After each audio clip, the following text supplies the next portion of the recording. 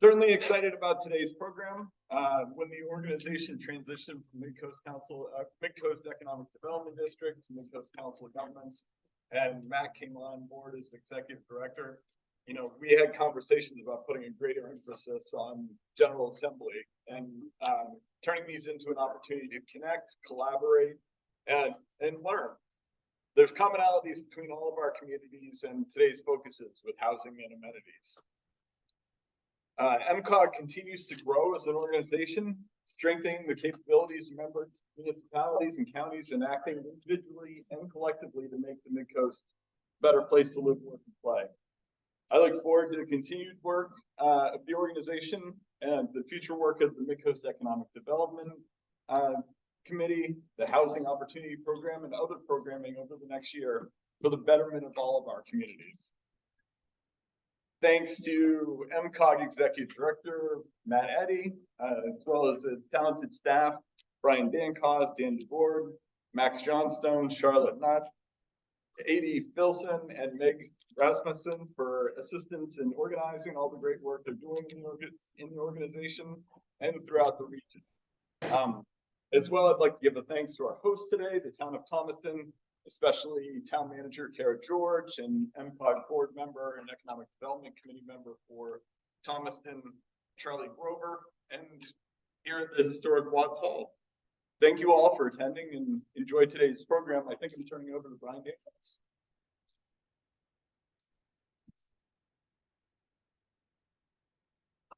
Thanks, Mark.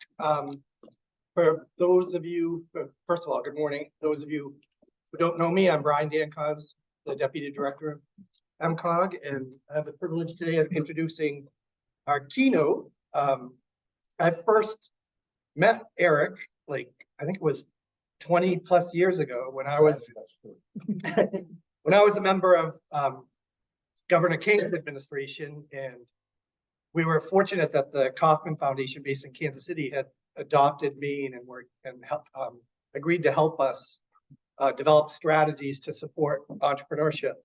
And Erik was one of the team of folks that Kauffman commissioned to help us. So he flew up here a few times. Erik is the president of Entreworks Consulting, which is based in Virginia. They do economic development consulting and policy development, focused on helping communities and organizations achieve their entrepreneurial potential. Their clients include 46 states and as well as overseas customers. I won't go through his resume, but one thing that jumped out at me, because as an EDD, an economic development district, MCOG lives in the EDA world, but Erik was the first director of the Office of Economic Conversion Information at EDA, which is, for those who are not familiar with EDA, it's part of the U.S. Department of Commerce. And in that role, we were speaking earlier, he helped with I think the beginning of the base closure and conversion process in Brunswick, or the Naval Air Station. Erik has a bachelor's from Dickinson College. He also went to Graduate School of Public and International Affairs at the University of Pittsburgh. And last but not least, something that I didn't realize that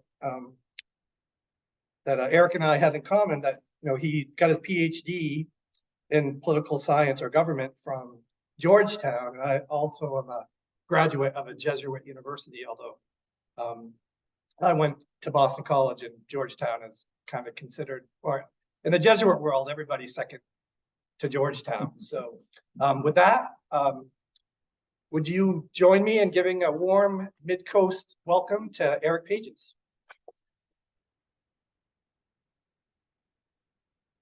Thank you, Brian, Matt, the whole MCOG team, and thank you for the opportunity to be here. It's great to be here. Spent a lot of time in this part of Maine, and it's nice to get to hang out in Thomaston. So thank you for the opportunity. First thing I want to do is wish everyone a happy Global Entrepreneurship Week. I know you've been celebrating this, but this is actually a huge, big event around the world. 122 countries are involved, about 50,000 different organizations that support entrepreneurs around the world are doing events, things like this, where people talk about entrepreneurship. all around the world, and that's been going on since 2008. So it's been a very successful effort, and I'll also just I'll make a plug for you. Every year, the Global Entrepreneurship Network that runs the Global Entrepreneurship Week, I'm on board of this organization. That's why I know about it. But anyway, this part was started by the Kauffman Foundation. The next Global Entrepreneurship Congress, for the first time, is going to be in the United States, in Indianapolis. So watch your email boxes for more information about that. So what I'm going to talk about here for you is that Brian and I have had a number of conversations about this concept of the amenity trap. Now, the amenity trap, I'm going to talk about it in just a moment. But the basic theme is, I don't think Maine is facing an amenity trap. I think things are going quite well here. Yes, there's some growing pains, and we're going to talk about that in just a moment. But anyway, I got interested in this issue of the amenity trap because I've been working on a project with coal communities, helping coal communities diversify if you've got a coal power plant or coal mines, of course.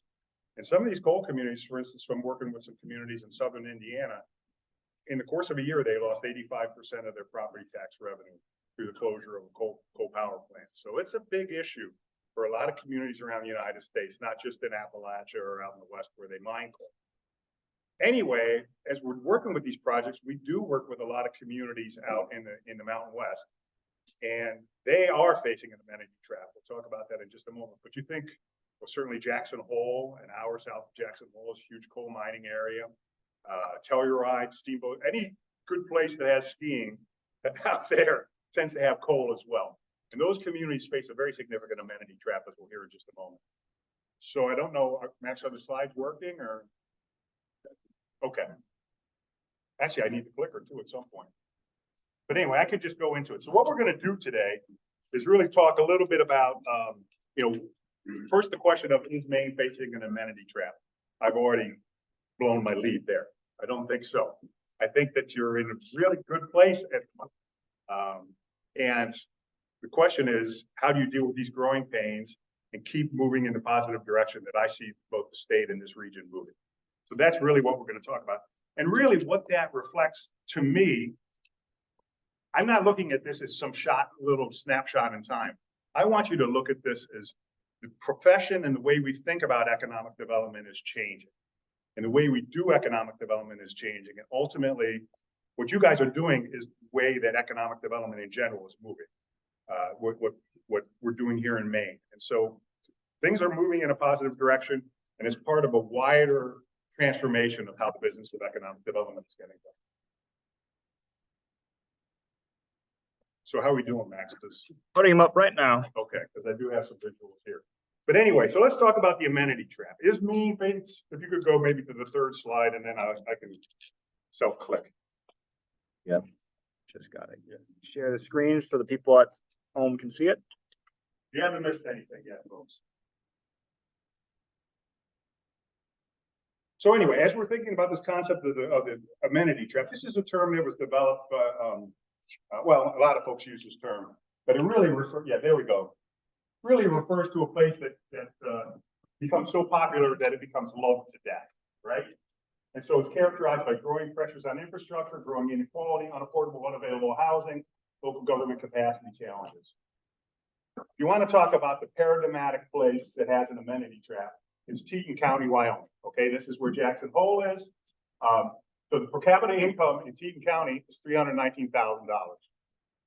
The state per capita income is $36,000. It's actually the latest statistics, 73% of local income comes from investments in assets. Median home price in September of 23, $3.1 million. Let me give you a couple other scary statistics here. Well, first off, one of their challenges, of course, 97.5% of area land is publicly owned. Actually, I take this back.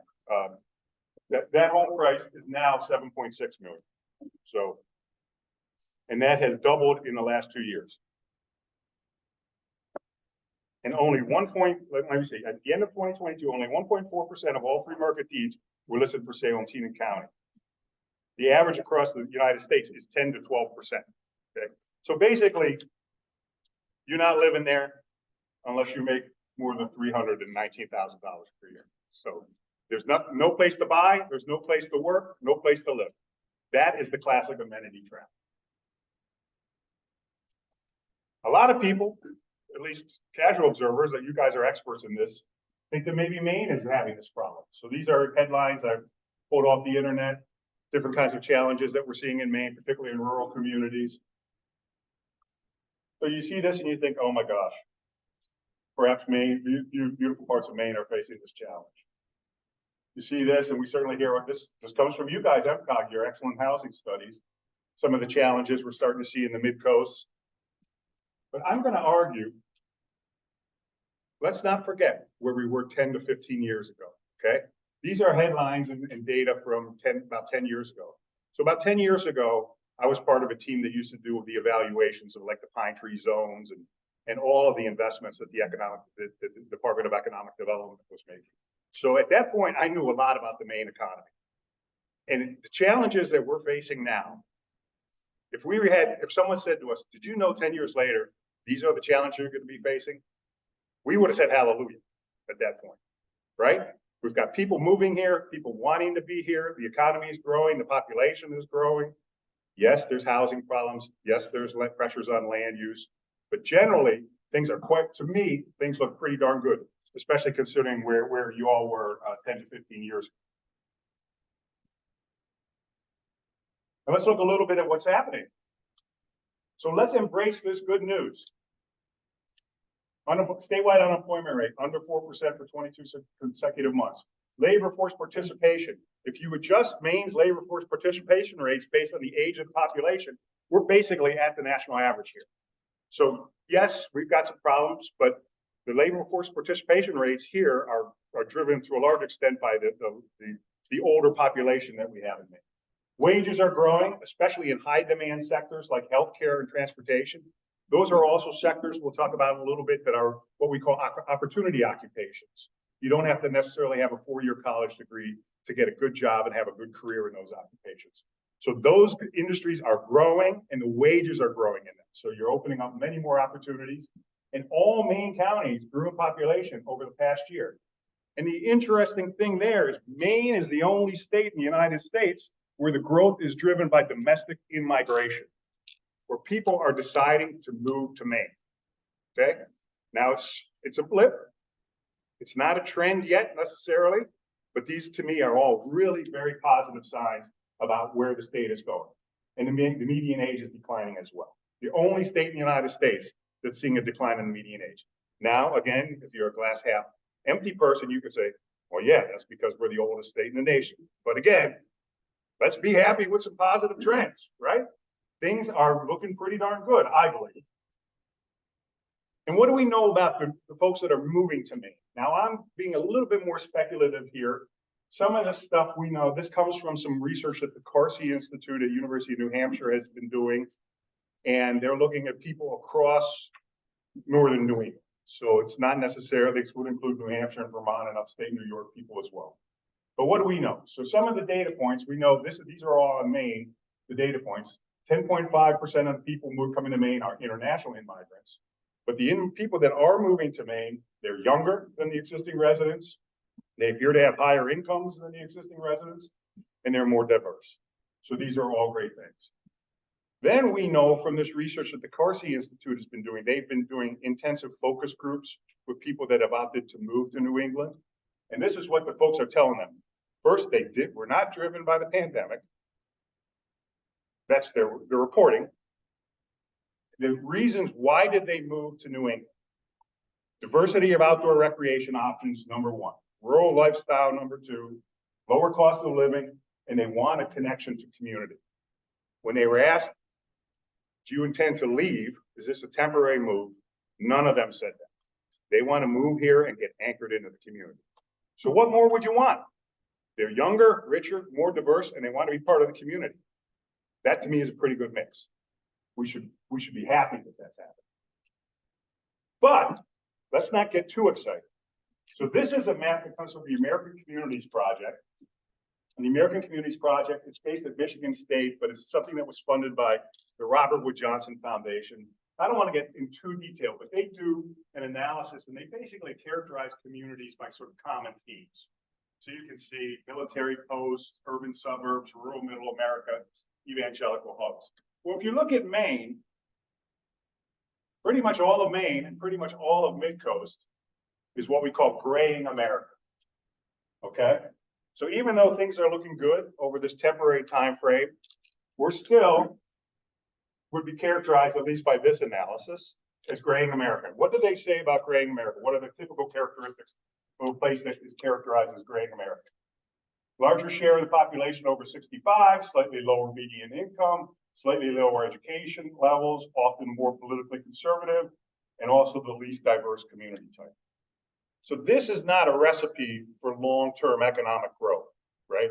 For long-term prosperity, to stay in this status. But the point is, we are starting to change that status. What I'm trying to say is things are getting better, but we still have some ways to go here. So if that's the case, if you agree with my analysis there, what does that mean now? So now what can we in the Midcoast do to build a more future-ready region? And that's really the term that I try to use with all of our clients and presentations like this. The purpose of us for economic development and community building, to think more widely, is to really build communities that are future ready. And we'll get into more about what that means in just a moment. But being future ready really is to a certain extent about this new way of thinking about economic development. And it's really driven by a couple of things. The drivers of prosperity in the United States are different now than they used to be. So we know that most new jobs are created by new companies in the United States. The large share of those even are driven by what we call gazelle companies or high growth companies. Those are companies that grow about 15–20% per year over an extended period of time. So they're about 1 to 2% of all firms, if even that. Successful middle market companies still have been very resilient in the recession and the COVID pandemic. And then also companies that export are also a key driver of economic prosperity and economic growth. Here's another way to think about the new economic development equation. So what I've got here, this is the latest survey from Area Development. I couldn't remember if it was Site Selection or Area Development. That is the magazine for the classic old school economic developer, what we used to call the Buffalo number. They go out to bring a business into the town. Those companies and those consultants, if you interview them, what are they looking for in a community? This is what they're looking for as of the end of 2022. They do this survey every year, so the new survey will be out next month. But they ask them what factors are. And you look at this, and there's a lot of interesting things here. But pretty much everything is about the cost of doing business, right? It's like, we want to go to the places cheapest to work in. That's, from a community standpoint, that's basically saying to someone, hey, we're cheap, we're docile, we'll do what you want. Come to our community and exploit us. That's the economic development. That's the traditional economic development equation, right? That's what they're looking for. A place that they can do what they want at the lowest possible cost. The other interesting thing I'd say is, like, look at how low tax exemptions and state and local incentives are. They really don't matter to the companies. They're looking for a cheap place to work.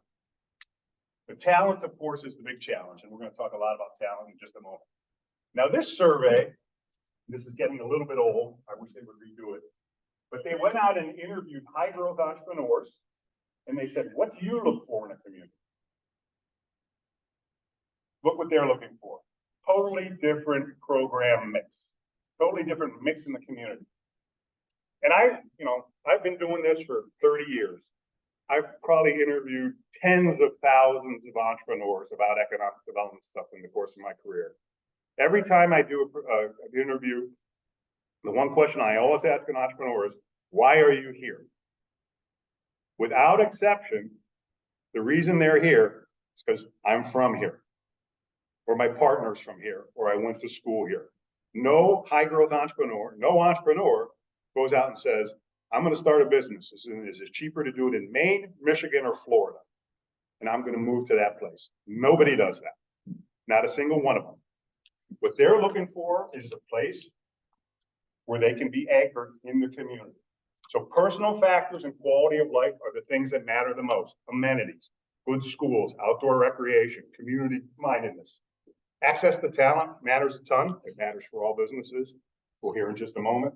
Access to customers and suppliers matters a ton. They don't really care about tax burdens or regulations. I mean, obviously, not, everyone, if you could choose between paying less tax or more tax, what are you going to pick? You're always going to pick less tax.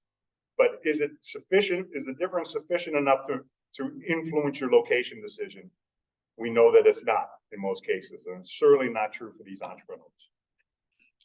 So what this means, if I'm convincing you on this changing mindset of what our customer wants, it means that we need to change how we think about economic development and how we do community building. And so what's different today? Regionalism is much more important. New ways of doing leadership, more inclusive leadership is essential. Workforce and talent are the most important thing. Cross-sector collaboration, and then entrepreneurship and innovation. And if the old economic development strategy was what we call the buffalo hunting, the new economic development strategy is what we call economic gardening, where you're bringing, homegrown business as opposed to counting on businesses coming from somewhere else. So let's assume you've accepted my framing of this. If we want to succeed in this kind of environment, what do we need to think about doing? And when I'm thinking, what do you want your community to look like 15, 20 years, 50 years down the line? How do we set ourselves up for success in that kind of time frame? Well, we need to think about the future. And the only thing I can tell you about the future is it's going to be pretty damn unpredictable. I have no idea what's going to happen. So the point is, and you don't either. And anybody that tells you they know is lying. So we know it's going to be unpredictable, but we know there's going to be a hell of a lot more crises. We know we're going to have a lot of climate change impacts. We know it's going to be messy. So what can you do to build a place that is resilient, that can take an economic shock and recover from that? And that economic shock could be flooding. It could be fires. It could be the Great Recession. It could be COVID, another pandemic, God forbid. It could be any of those things. How do you build a community that can hit that shock and come back from that? We know they're going to be bigger, and we know they're going to be more frequent. We also know for certain talent is going to be in very short supply. That's the key ingredient that is going to be missing in every community, not just here. Every community in the United States is facing this challenge.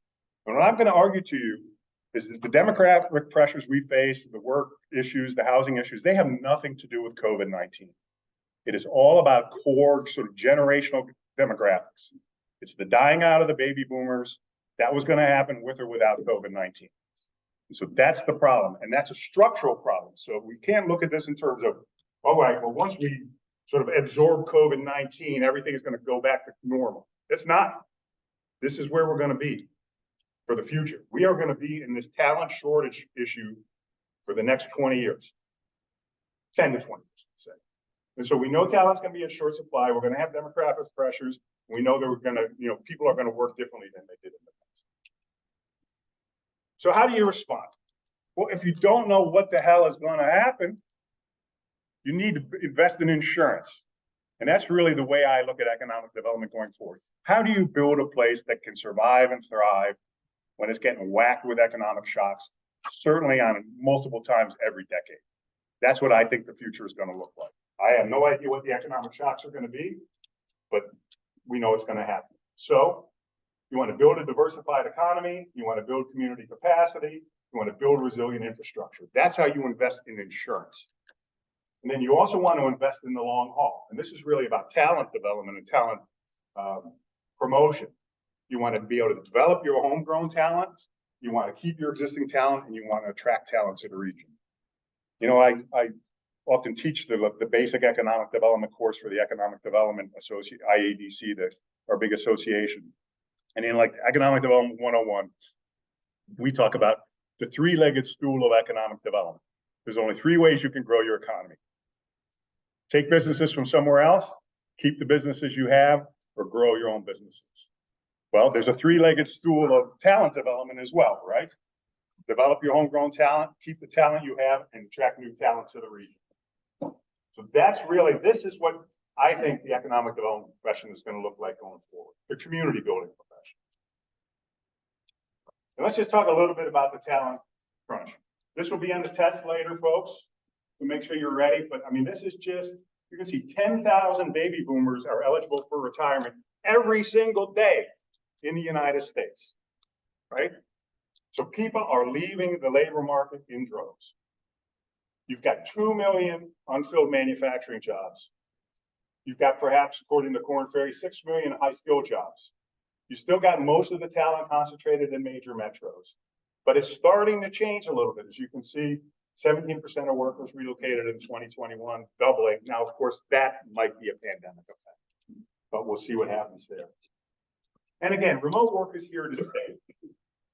I would say, to me, people are going back to the office. My wife is going to have to go back to the office, and let me tell you, she is not happy. But that's starting to happen now. But I think basically you're in a situation where you're probably going forward, and this is just, I'm guessing. But I am interested in this, and I do actually try to follow what the experts are saying.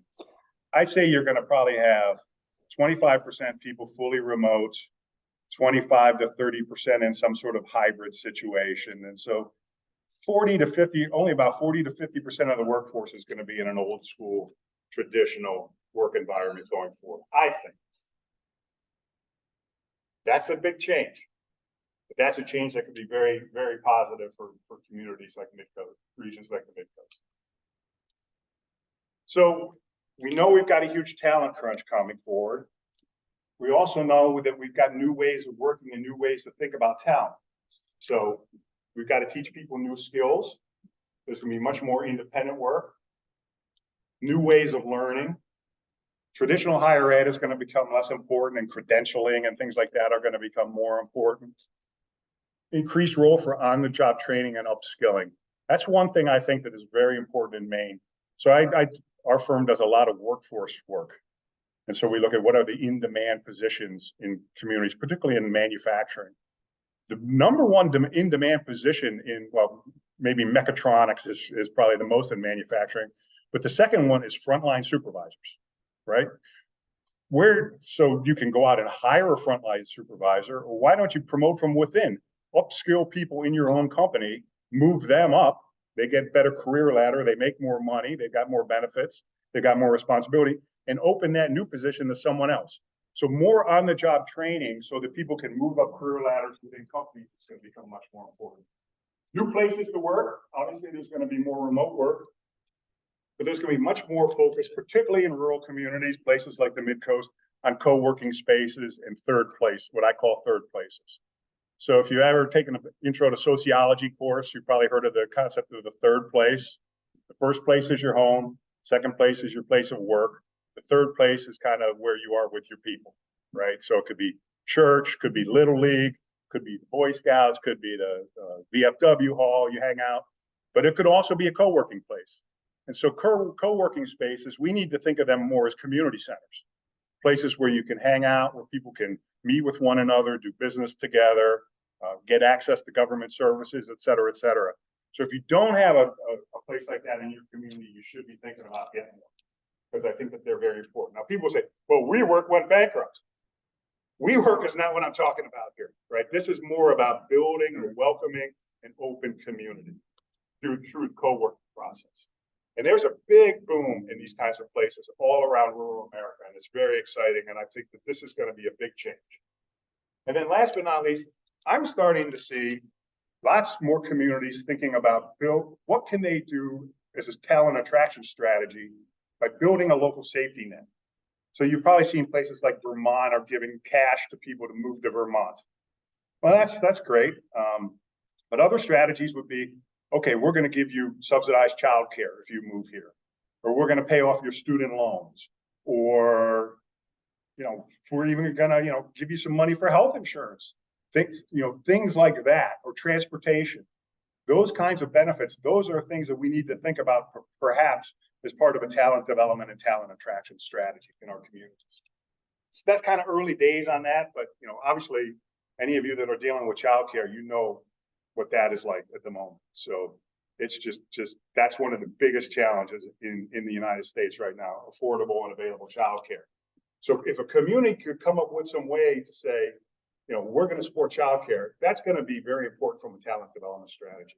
And again, you're seeing states starting to do this. For instance, the state of New Mexico, in their constitution, now has a right to childcare.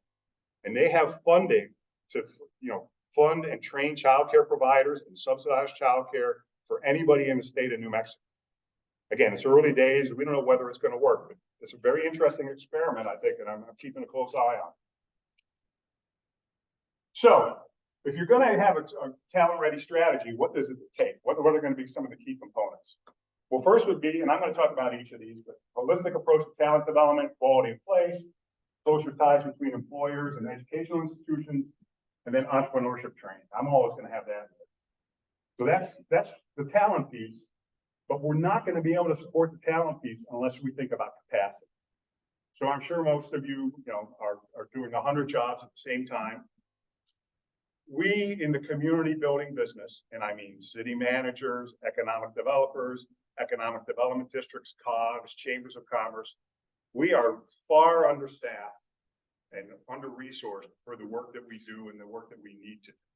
And so we need to do more to invest in staff capacity or resources, et cetera, et cetera.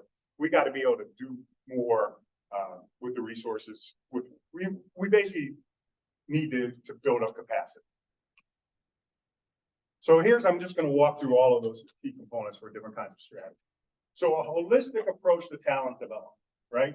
All hands on deck mentality. So that means that it's not just about the school system in our community. It's not just about community colleges, universities. Anybody that's in the talent development business needs to be working together. That means employers that are upskilling their own employees.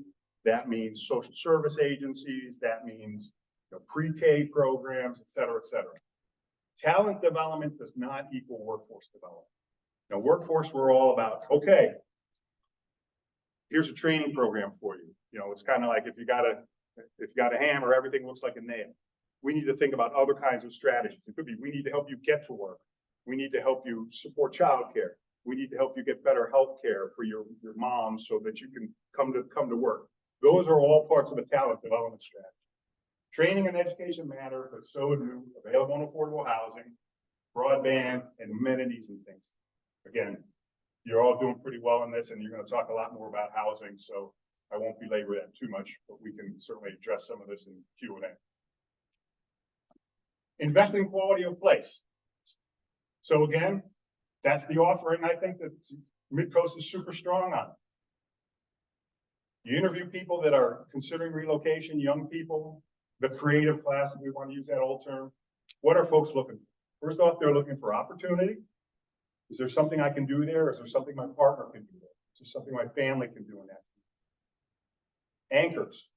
Are there places that hold the community down? That could be a big employer, it could be a university, it could be a hospital system, it could be a mix of employers, but what is the base of the economy that's sort of not going to be leaving? Attachment. Do they have an attachment to the community? Did they come to Midcoast as kids?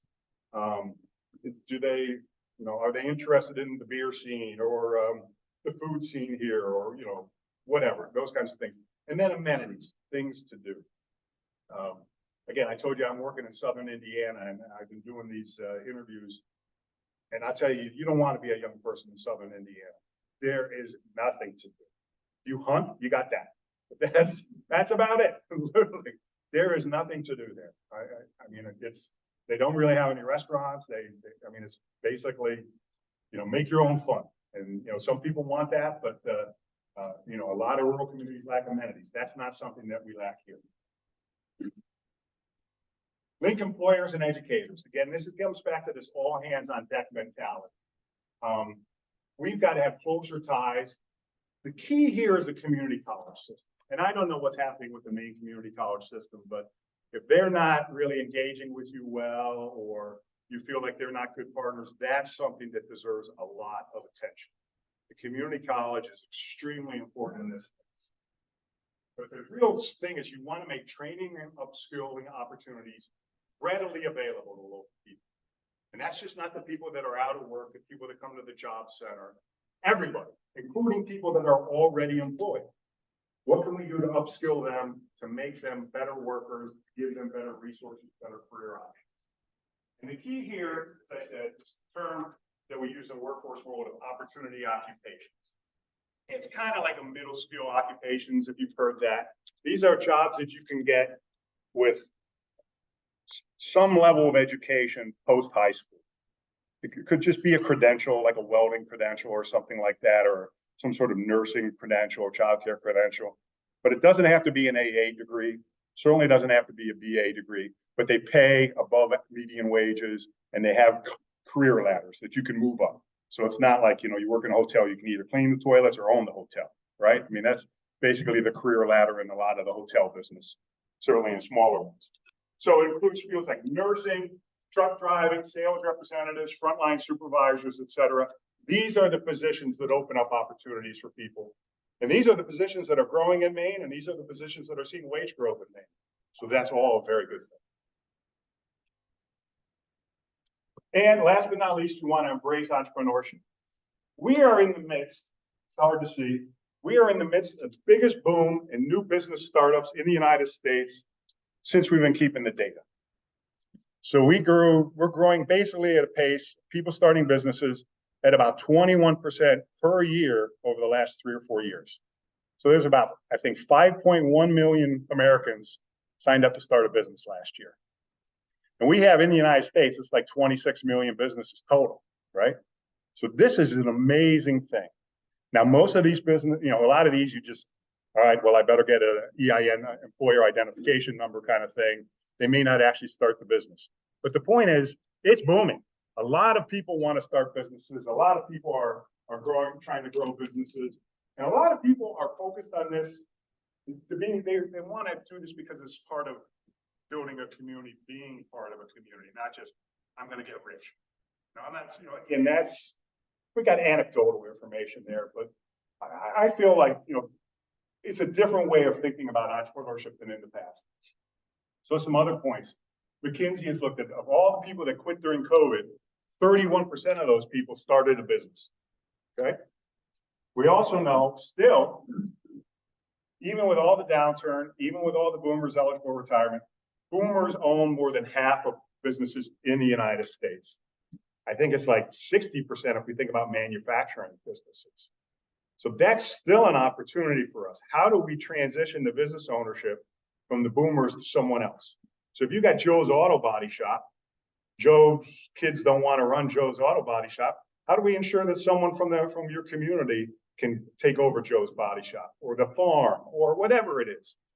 Those are transition and business succession opportunities that we should be focused on. But again, this is where the entrepreneurship is important because it brings in new ideas, new perspectives, dynamism into your local economy. So that's a little bit on the strategies to think about from a talent development standpoint. We also need to think differently about how we do things. We got to rethink community governance. Now, I'm sort of caricaturing the old economic development, but it used to be, white guy would be hanging out in the golf course, at the steakhouse, whatever, the smoke-filled room, go out and recruit businesses and look, well, all the good things that I did for you. I brought you this business. I did this, et cetera, et cetera. That was particularly down in the South. You'd see that kind of economic development. And, no, I'm in charge of economic development in this community. No one else is allowed to do economic development, right? You'd have turf wars and et cetera, et cetera. That's a recipe for disaster in the current system. We've got to have a much more layered, almost a tapestry of organizations that come together based on different kinds of issues. Housing is a classic example for this to happen. But you can customize these kinds of strategies and these networks based on the issues. And entrepreneurial ecosystem building is a classic example here. Again, 20, 30 years ago, when I was first working in economic development, you said, what about entrepreneurship? The Small Business Development Center and SBA does this. We don't need to worry about it. No, if you want to build an entrepreneurial ecosystem, you want to build a community that supports entrepreneurs, every single part of that community needs to be involved. The educators, the Chamber of Commerce, the business owners, you name it, the workforce programs, et cetera, et cetera. So it's a much more complex system, but it's a much more inclusive system. And we also need to be thinking about a portfolio approach to the economic development investments we make. So again, think about the metaphor I use here is to think about your retirement plan. You would never put all of your retirement money into one stock class or one asset class. This is the same thing we should do in economic development. We want to build a diverse economy because that's an economy that will survive those economic shocks that I talked about earlier. You don't want to be just in one industry or one employer, et cetera, et cetera. The most successful economic development strategies are going to nurture a mix of locally owned industries, and particularly if you can have knowledge-intensive sectors, that's important. Now, this I just put on here because I can't help myself, but this is probably the best analysis. What is the return on investment of different kinds of economic development strategies? So, to create a job using a traditional tax incentive costs $196,000. Okay. To create a job by investing in infrastructure is $77,000. Look here, customized training, workforce programs, manufacturing extension. That's basically the manufacturing extension partnership program that goes into companies and helps them retool, deal with workforce issues, et cetera, et cetera. But basically, it's business coaching, right? That's what that is about.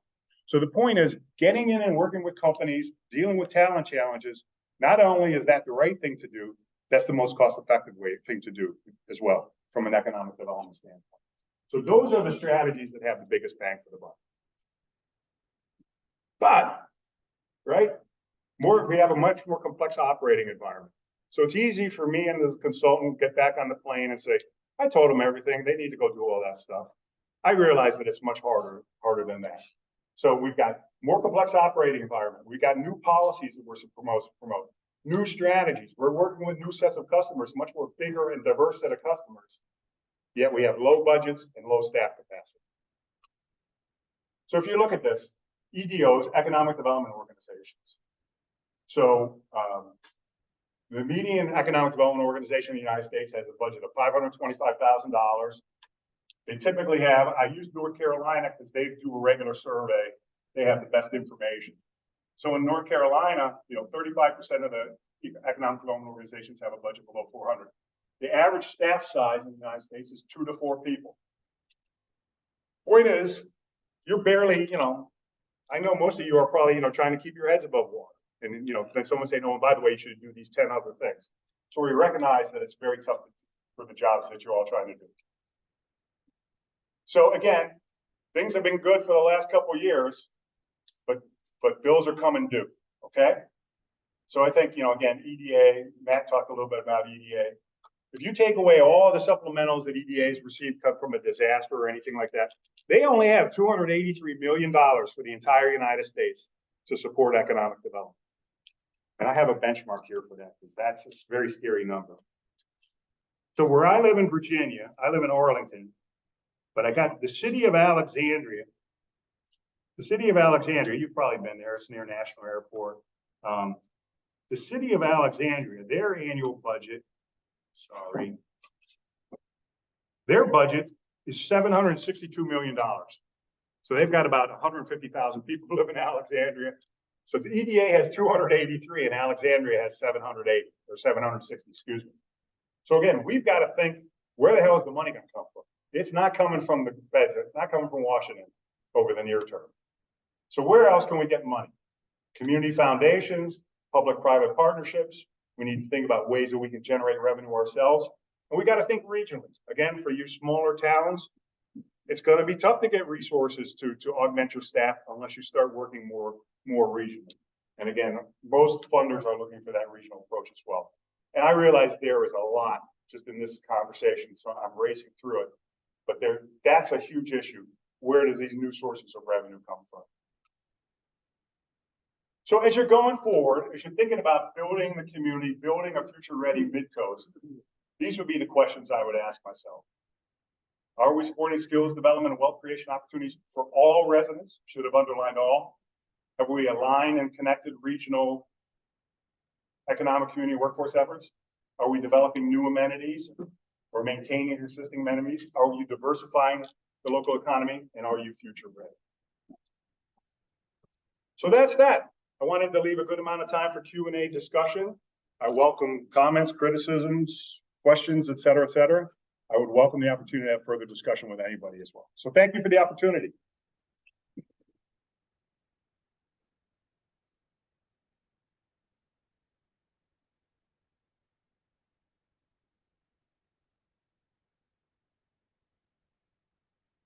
Thanks, Eric. I don't know if folks noticed, but I certainly did that.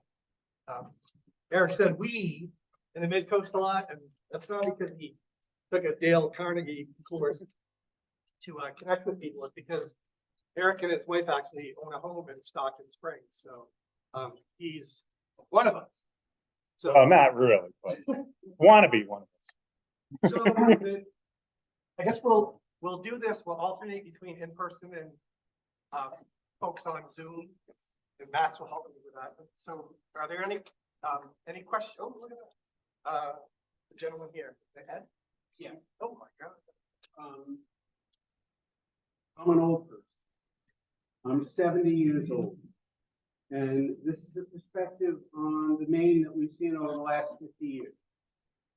I think you're overstating the ability of planners to plan for what the future of Maine is going to be in terms of a lot of this stuff.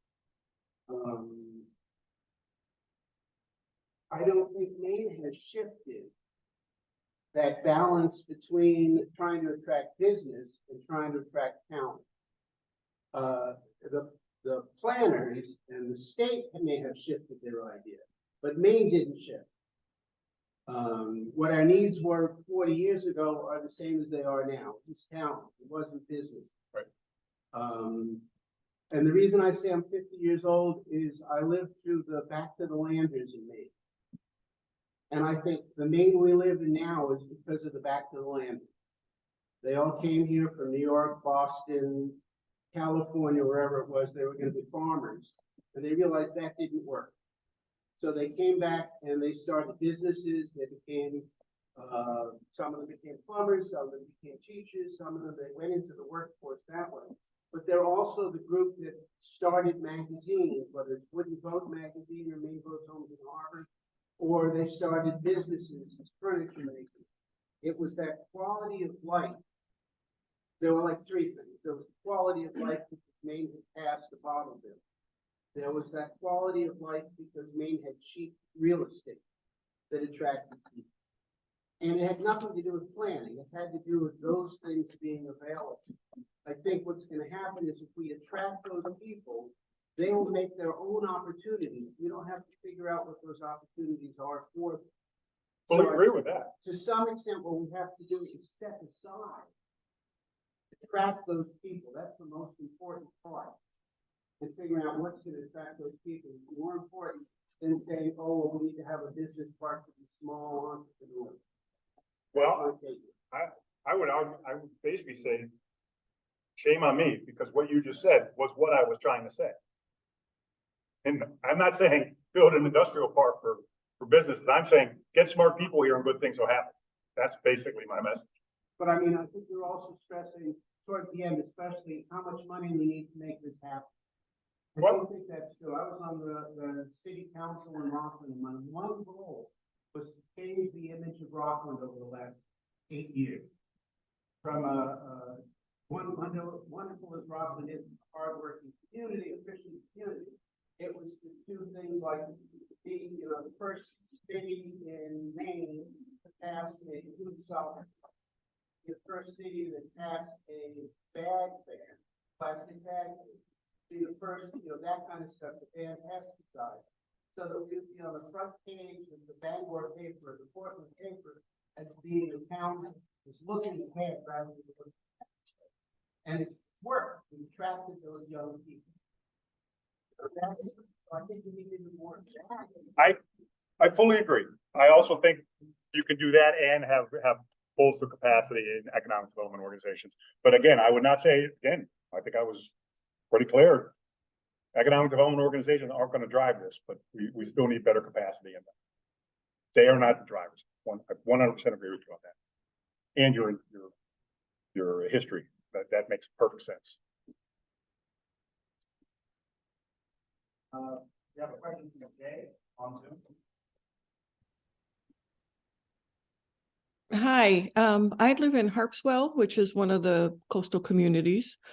And as you talk about, does Maine have an amenity trap? I certainly know in this community and coastal communities, we feel the pressure of development because of limited resources, including water, potable water, all septic system. We're a community, and we're not the only one of all wells. So that's a concern, and I'm curious what you'd say about that. And the other part is the concern about effect on the culture, the traditional culture of a community with as there's economic development. How do you preserve the culture while you're also promoting growth? Thank you. That's a good question. And again, if I had the perfect answer to that, I'd be a much more successful consultant. I think, yes, you need to focus on supporting the culture, but I think people also will need to recognize that, you know, with growth comes change, or with change comes change, and that there will have to be a shift. I mean, I'm not saying forget your heritage or history, because the heritage or history is part of the attraction of the new residents. But you know, we are going to have to recognize that as newcomers come in, there will be shifts in the community culture. And I think that's just, you know, I don't necessarily like that myself, but I think that that's just part of the processes of change. I know that's not a satisfying answer, but that's my answer, I'm afraid. Yeah, and Hi, Tony.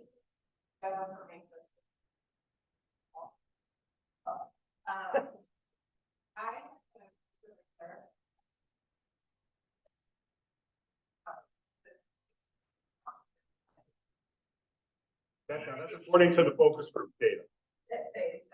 Yeah. Yes.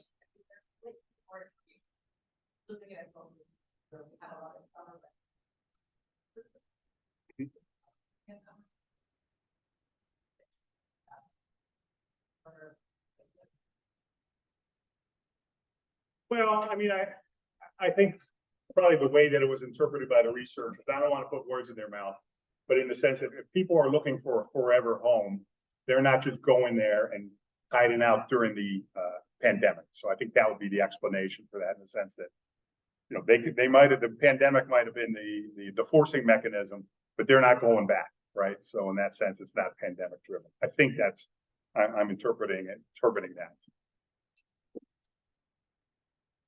No, I have no one so far. okay.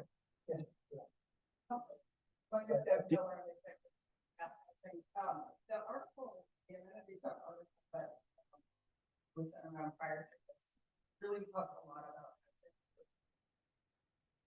your presentation. Specifically, the part of Boston culture, but I think about this. The work there. Well, I don't really have any, when I say I have expert thoughts, I have thoughts of, you know, just a concerned and interested citizen. I mean, every community faces these kinds of challenges. And I don't think, and that article contains a lot of interesting ideas there. And those would be the ideas that I would support, and thinking of things like co-housing and those kinds of strategies. Where I live in Arlington County, we've gone through a huge fight over middle income housing. And we totally changed all of our zoning rules. And that was basically like a 4-year effort, super painful.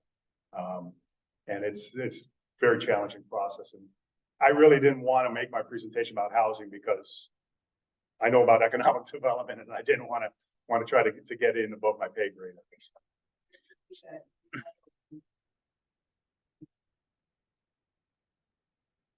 Well, amenities, housing would be thrown into that.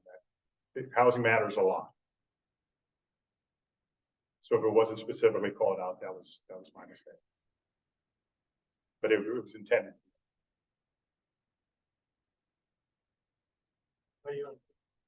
No one online, though. Just as a reference for the rest of the day, if you do have a question, please stand up and ask the question and project a little more so the people on Zoom can hear. That's just going forward. We have time for one more question from Steve. I'll repeat this one.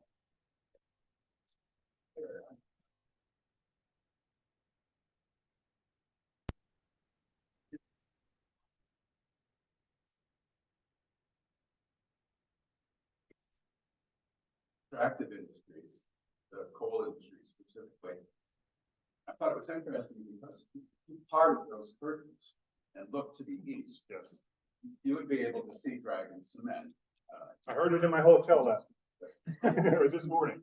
So, Midcoast Maine's primary extractive industry planning to close in the near term.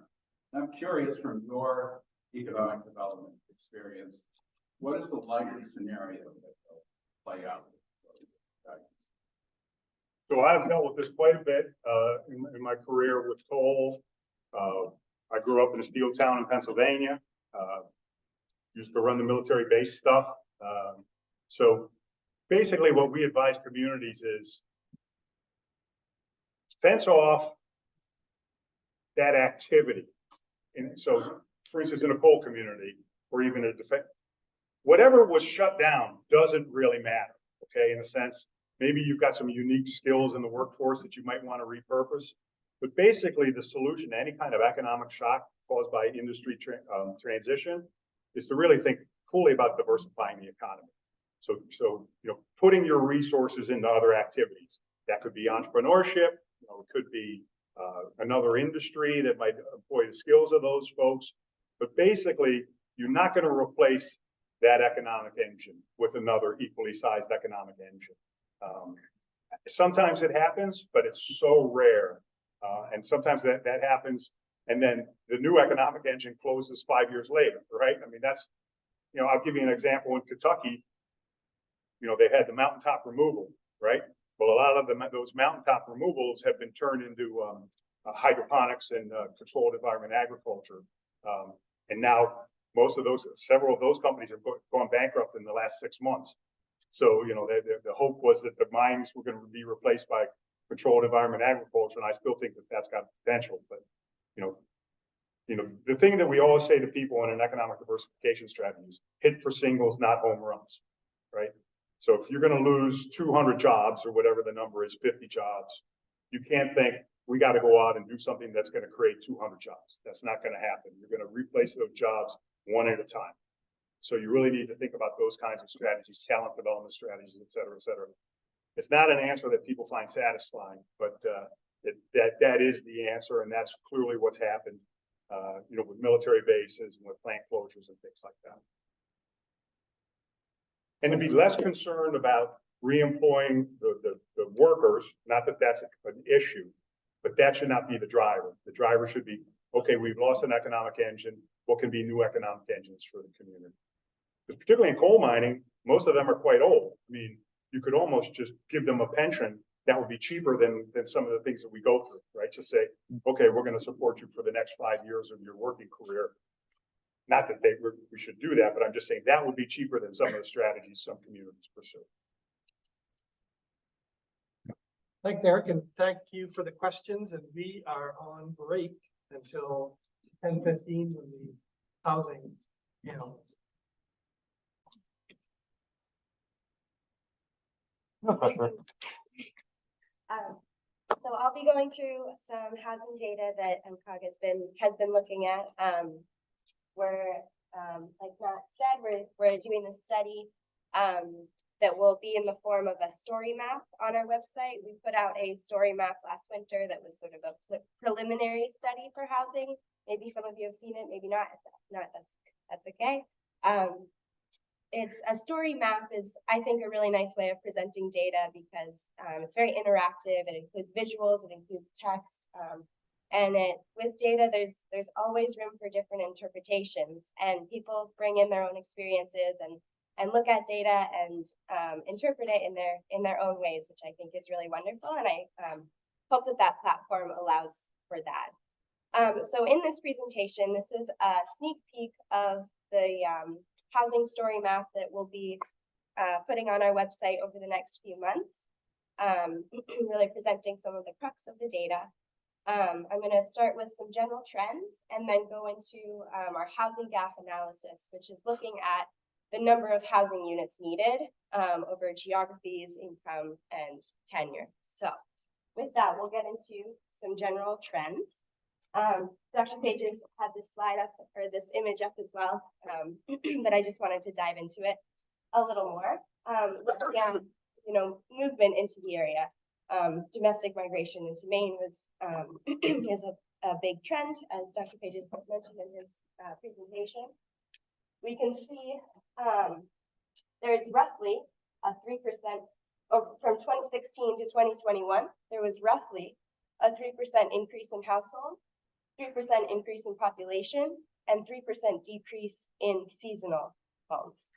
So we see that trend as probably, likely, people moving into seasonal homes and occupying them as full-time residents. It's hard to piece out if people are moving into their own seasonal homes or if those seasonal homes are being sold to other families who are moving in.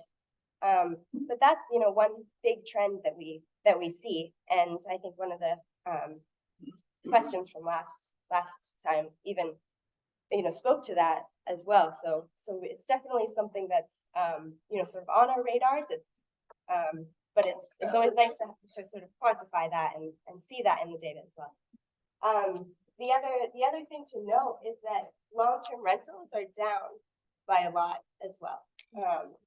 And so that's, it's all just sort of data to kind of, be aware of and keep in the back of our mind. So jumping on to other general trends, another topic is short-term rentals. This data comes from AirDNA, which is a website that scrapes data from Airbnb and Vrbo.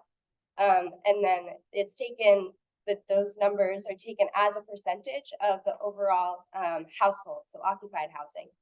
These only include the short-term rentals that are entire homes. They don't include single rooms.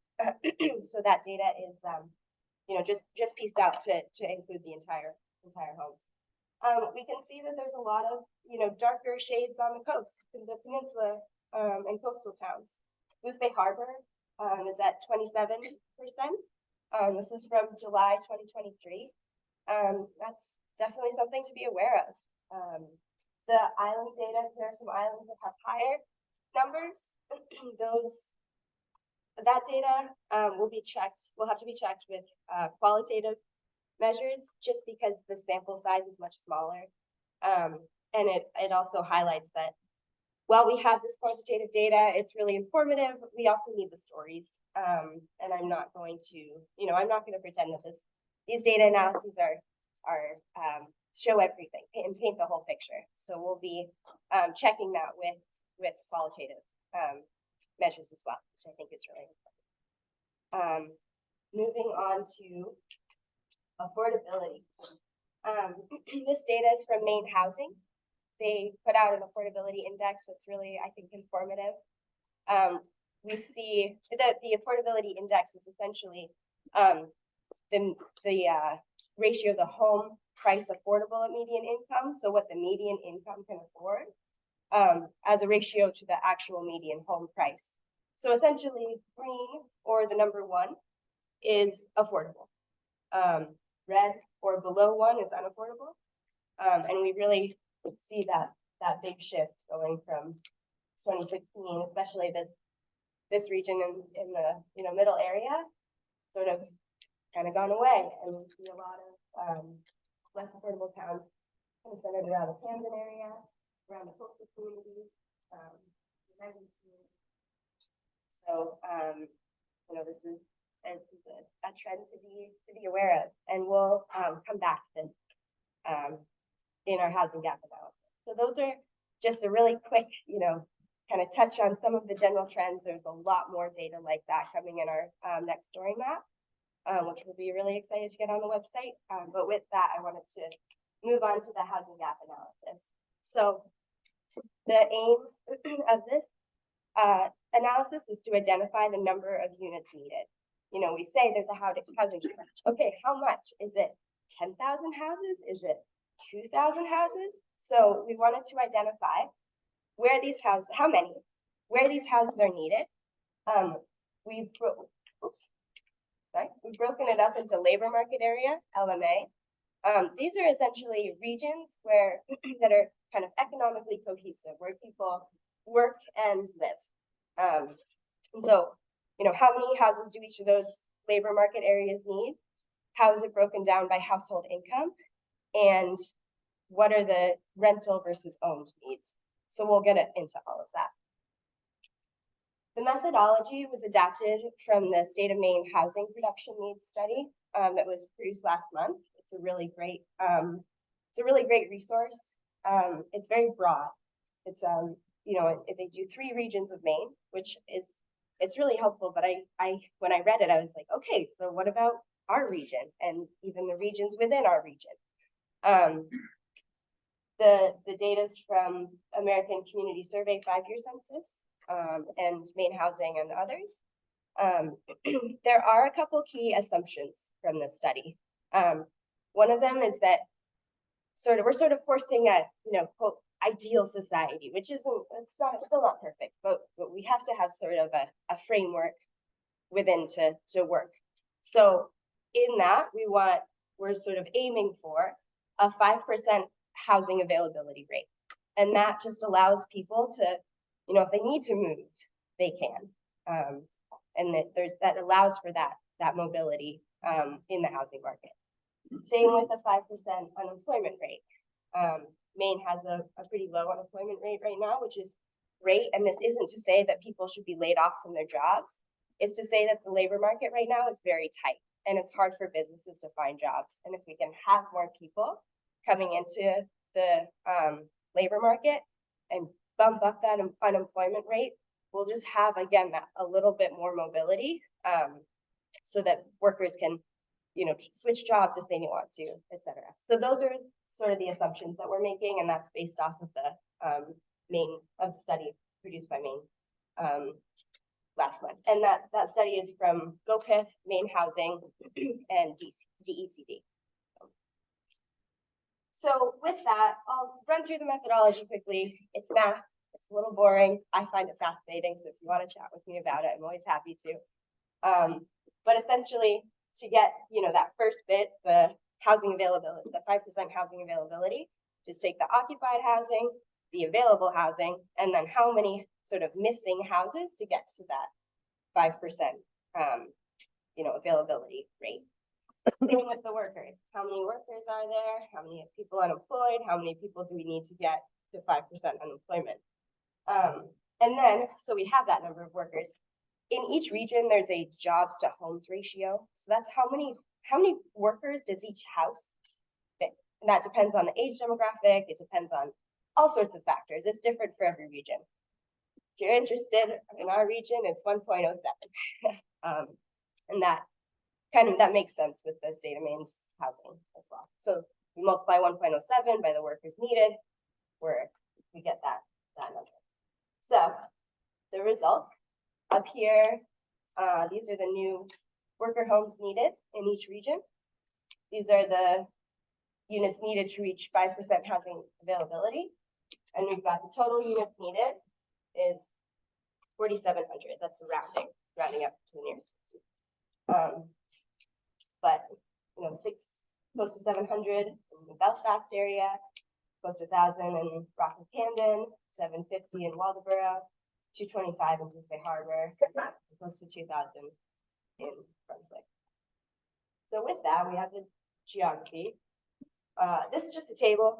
This will be on the website so people can reference it, but we don't need to go through it now. It just breaks it down in a different way for people who want to see it in a different way.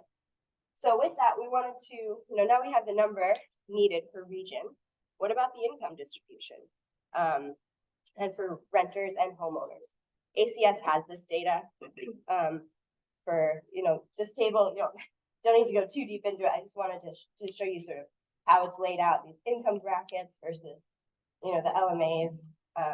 And then we have this table for renters and homeowners. If we just took the straight distribution of, income in the region and sort of slap the numbers onto that, we wouldn't see the greater need at the lower levels of income. That's what the State of Maine Housing Study did. they didn't adjust for it, and they cited it as a limitation in their study. It's a hard thing to adjust for. How much? I thought about it, and really, I think I used the affordability index of Maine housing, that first couple maps that we saw. Just sort of, I'm happy to talk about the math later, but I don't need to go too far into it, but essentially shifted the bell curve of that income distribution down by the affordability index to, and then kind of redistributed the income brackets and came up with a, sort of affordability adjusted new set of bell curves. So with that, our results for owned houses needed, we really see that missing middle. So that 50 to 75K here. That's what we're really seeing as the housing need. We get up into 100 to 150K, and remember, this is dual income households. So if two people are making this much, then that's their household income, and we do see a need, that bump there. So again, even though it's at higher levels of income, I think that is still somewhat the missing middle that we really need. For renters, it's a slightly different story. We need quite a bit at the lower levels of income, but that's not to say that we don't have that need for the missing middle, for that 50 to 75K there as well, and even small bumps here. So that's, again, there's a table for people to look at later. So then people are moving to Maine. So we have the number of units needed right now. That's our current shortage. What about the future? What about growth? And so these are population projections from the Maine State Economist. Waldo County, Belfast, LMA is expected to grow quite a bit. Rockland, Camden, and Waldoboro, grow not as heavily as Belfast, but still quite a bit. Brunswick is leveled out, and Booth Bay Harbor that's a little hard to read on the projector, but that's negative 6.6% growth. So that that peninsula community is really seeing a lot of people moving out. With just given the math, I wanted to aggregate the population growth, so I didn't break this down by area. But essentially, this the projected population growth for this area is around 1.5 to 2%. I think I can grab that number. And so we wanted to do a high scenario and a low scenario. That was what the Maine State Housing Study did. So high scenario, I essentially just applied the population projection, and then high scenario is add 0.5%, low scenario is subtract 0.5%, and they multiply that by the number of occupied housing right now. But then we need to account for available housing. That 5% availability still needs to be there. So we have to add that many more houses, another 5%. And there are seasonal needs. I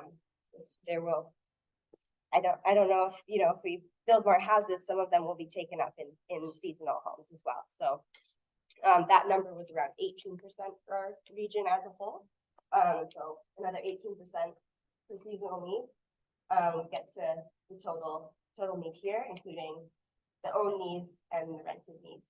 So there's a methodology recap. We've got the current shortage of houses needed to reach 5% housing availability and to accommodate for more workers in the economy. And then we have a future need for population projections, low scenario, high scenario. And those are the final numbers. So we hope that this provides a framework so that we sort of know when we're saying that there's a housing shortage, we can have an understanding of sort of what those needs are, where those needs are, for who, and hopefully that's a stepping stone for conversations moving forward as you think about addressing the housing shortage. So thank you very much.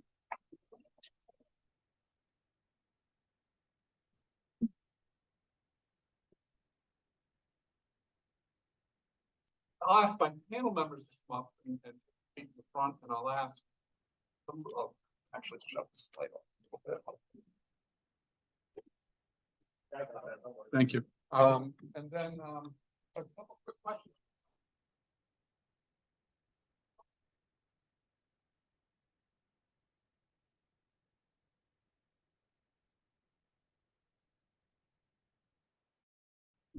They, as you get to the smaller level, it's not as reliable. Part of the thinking for, aggregating it. Sample size up. But, yeah, if you're loud, still, but yeah, still,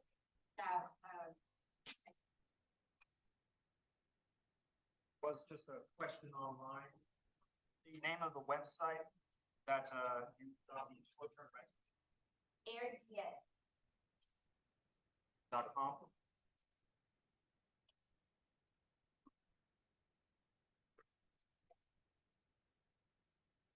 Okay. Sorry if you don't have this information, but, it's focused only on, coastal communities. Know if there is any fragments of housing for the also extending on coastal communities in mind? No worries, we don't have that. Repeat the question. The question is, whether or not there's projections for inland Maine as opposed to coastal Maine. Yeah, for us, we've done both, you know, for what's in our region, both coastal Maine. yeah, so, wait, sorry, so I guess are you asking about the projection for, like affordability? Yeah, there's some of the.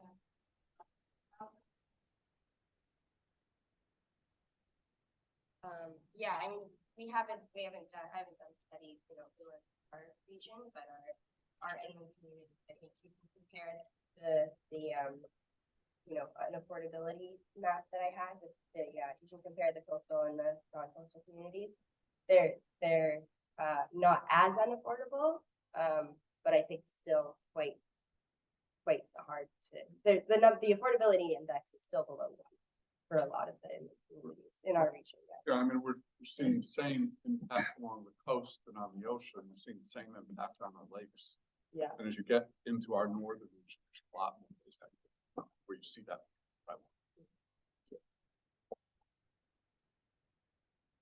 Cool, thank you.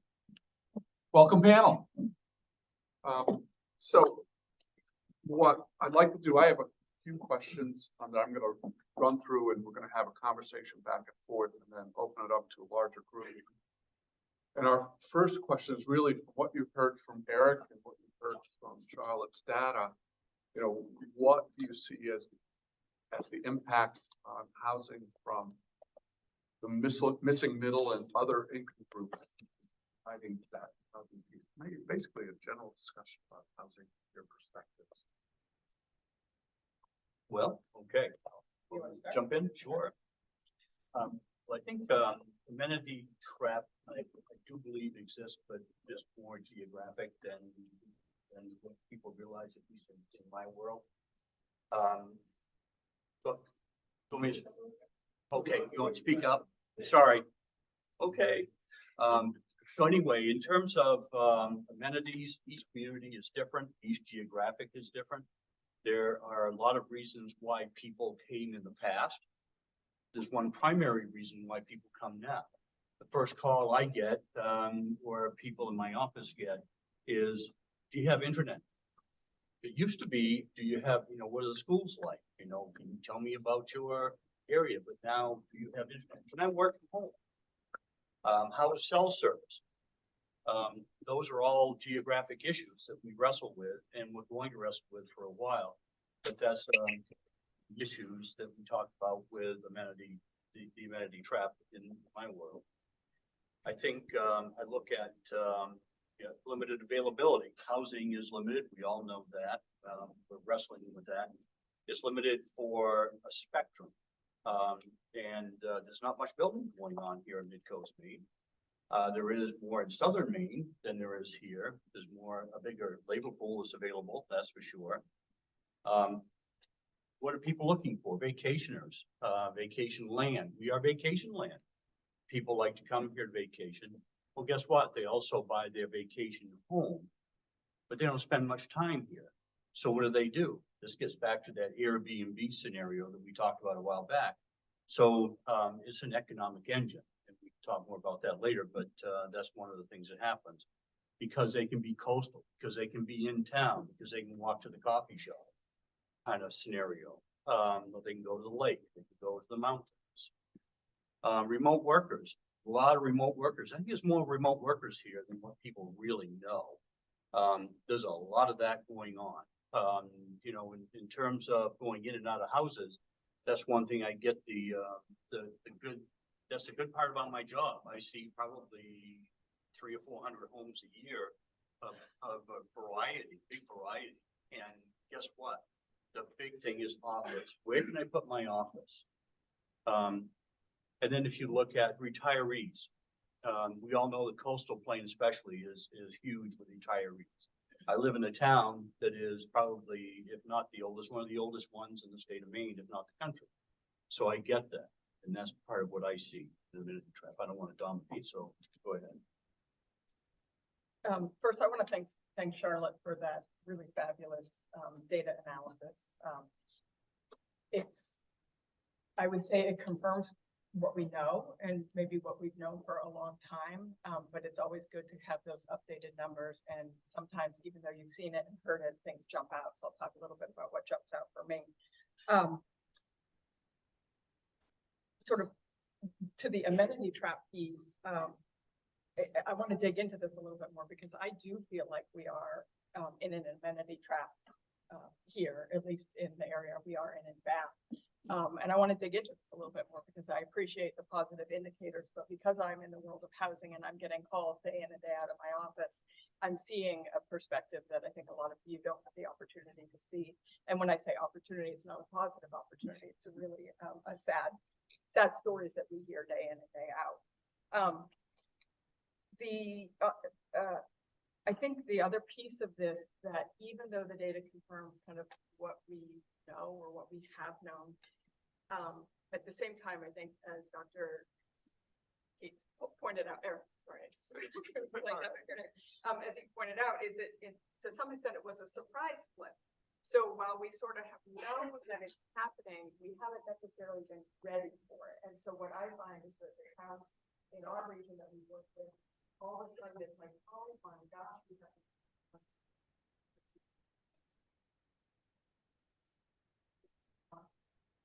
and have that aspect of the work.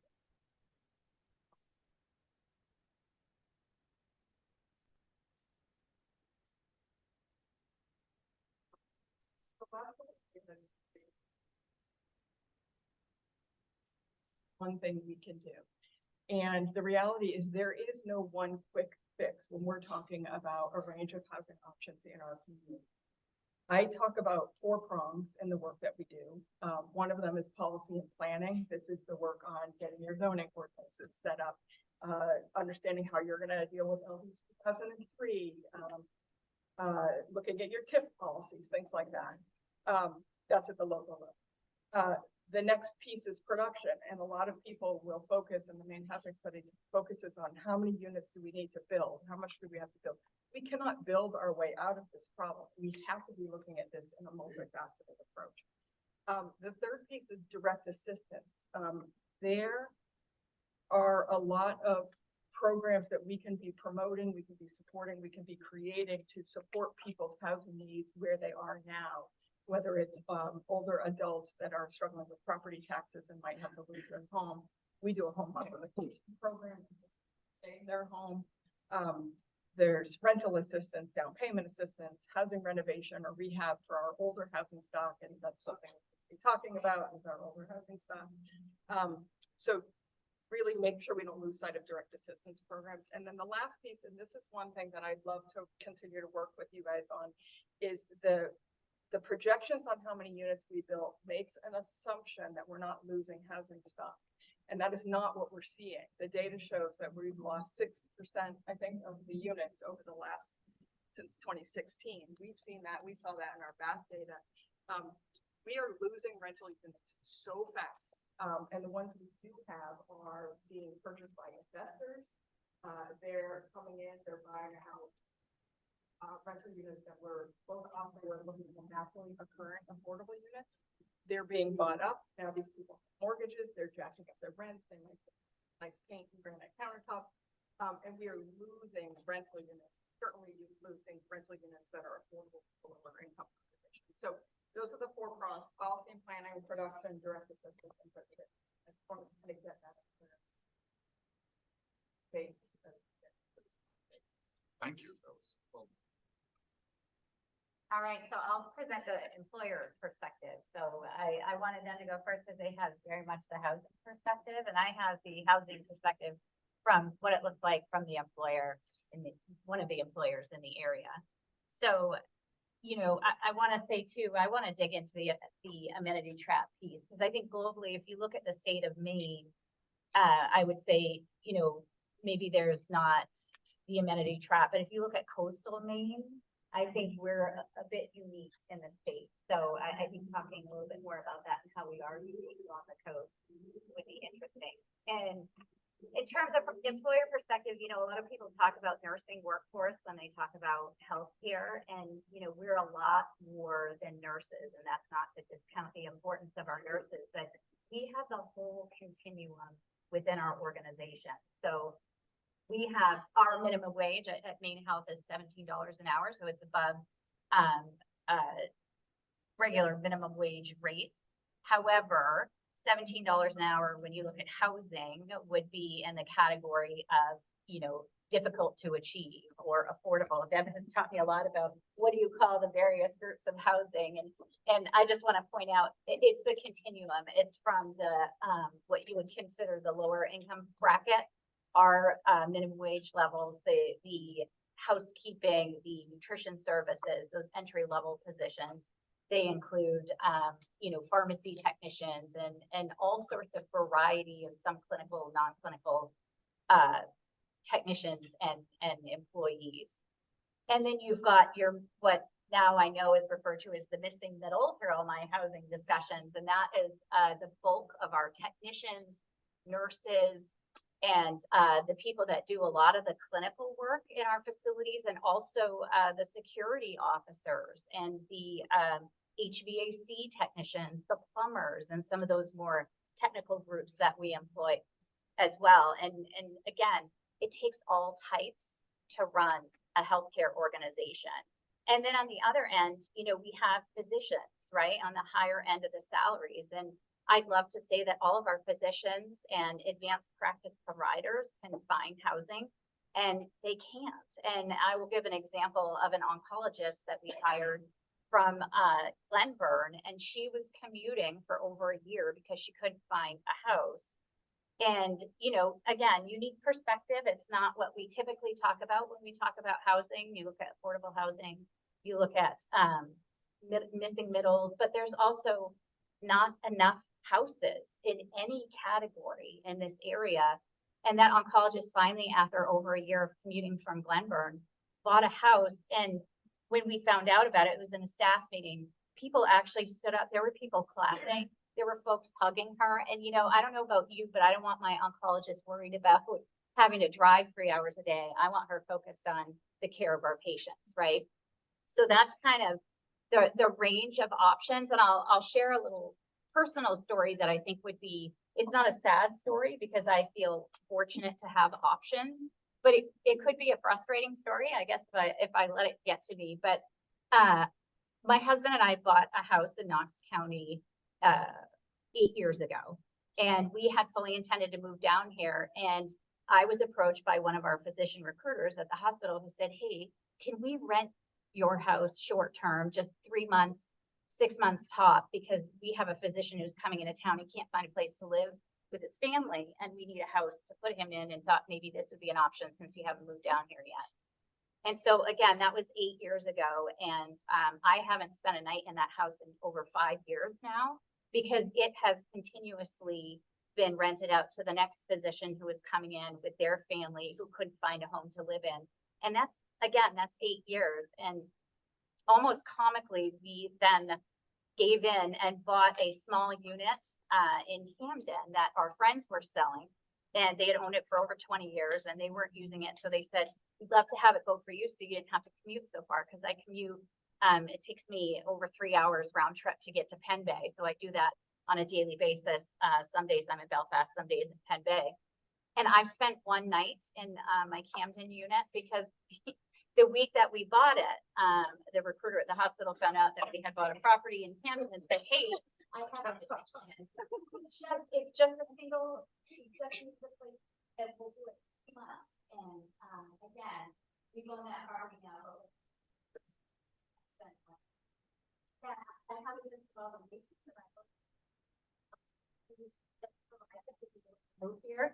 There's in that complex where my unit is, houses traveling nurses through the winter. So we all kind of see, each other in passing. We would go check on the unit, see how everybody's doing.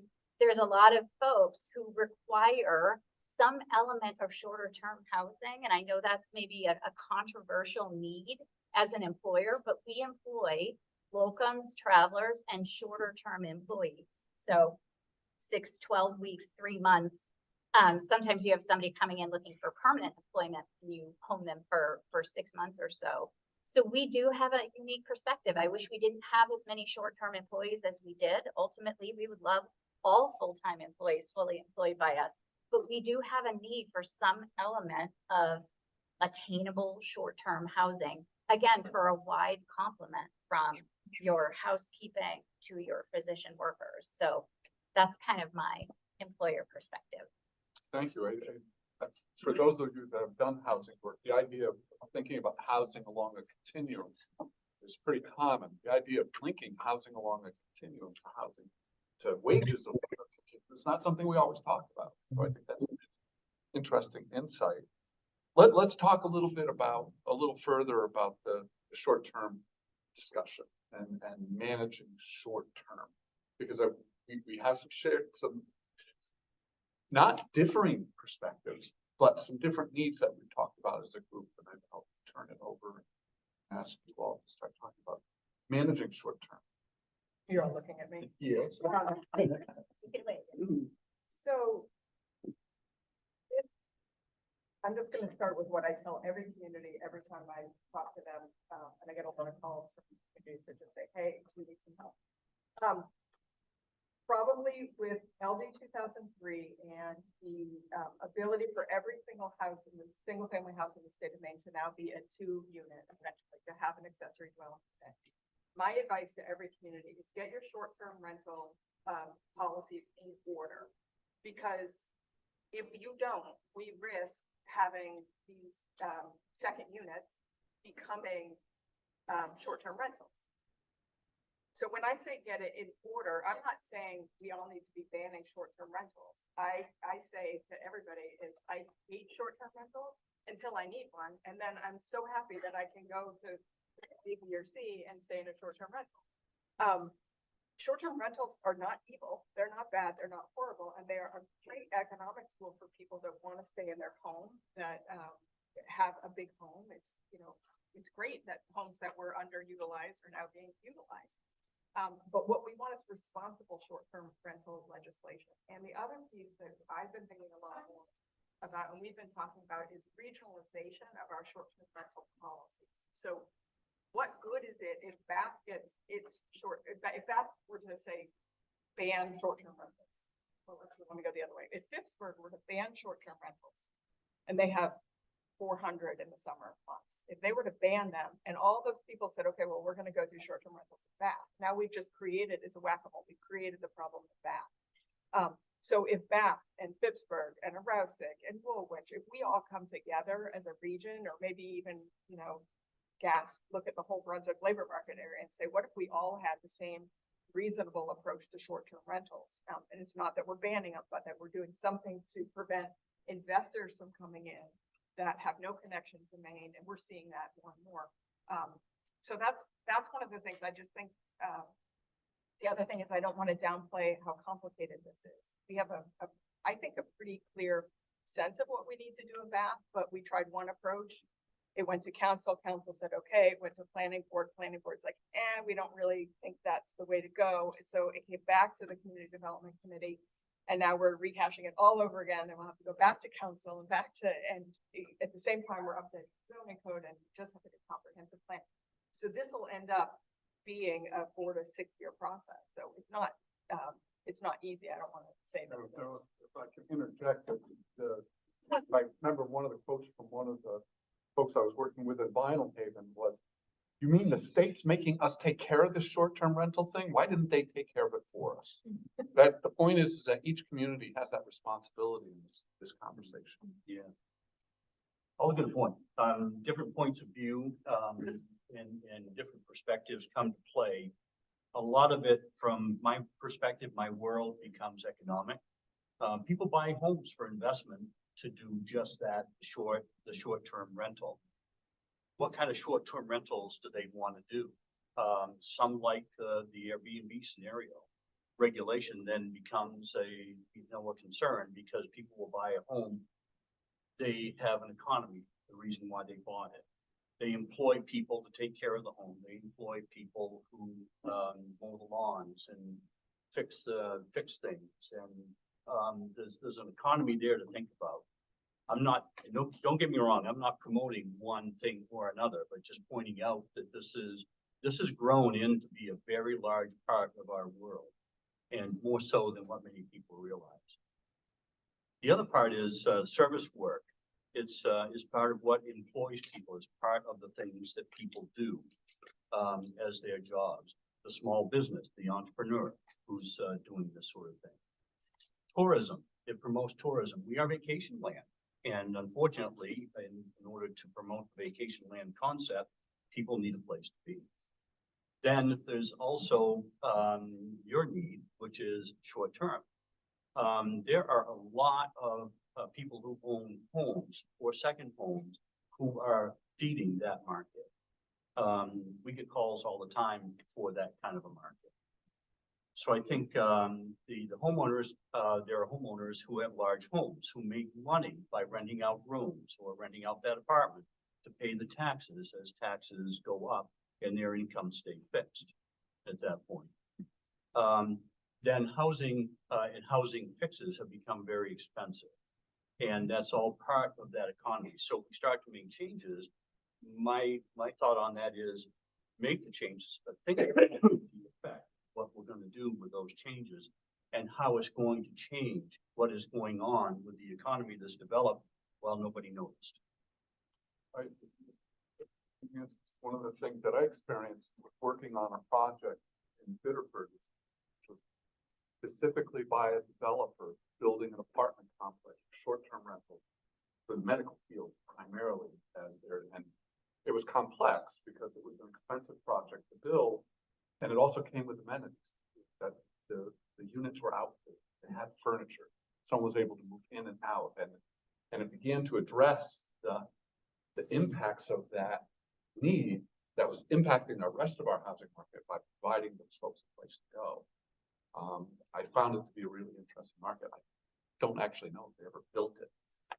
Yeah, I don't know, but I say, I get excited when I hear things like that, because it is a unique need, and I recognize that our needs are unique in healthcare in terms of having short-term workers or workers who come in and out, right? We'll have traveling nurses who will come up from other more southern New England states. They will come up 1 week on, 1 week off at a time. And a great solution where you could do securing a long-term rental and then just have them switch out within that, right?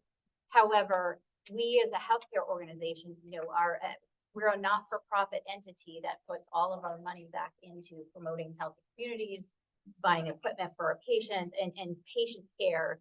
Taking care of our patients and taking care of our people that take care of our patients is our top priority. And so when we look at the housing needs, that's a challenge for us because it's not something that we're equipped to invest in, but it's a huge need that we have. And so that, hearing housing opportunities like that solves a huge need for us, because it is, again, just like we have the whole continuum of need for housing, within the short term, we have unique needs. And, it's again, fairly unpopular when you're looking at very short-term rentals, Airbnb opinions around that. However, we also rely on, younger families coming in looking for employment. We get a lot of folks on the retirement end moving to the area. And what that does, it adds to our patient base, but we're not adding to our people to take care of the patient base.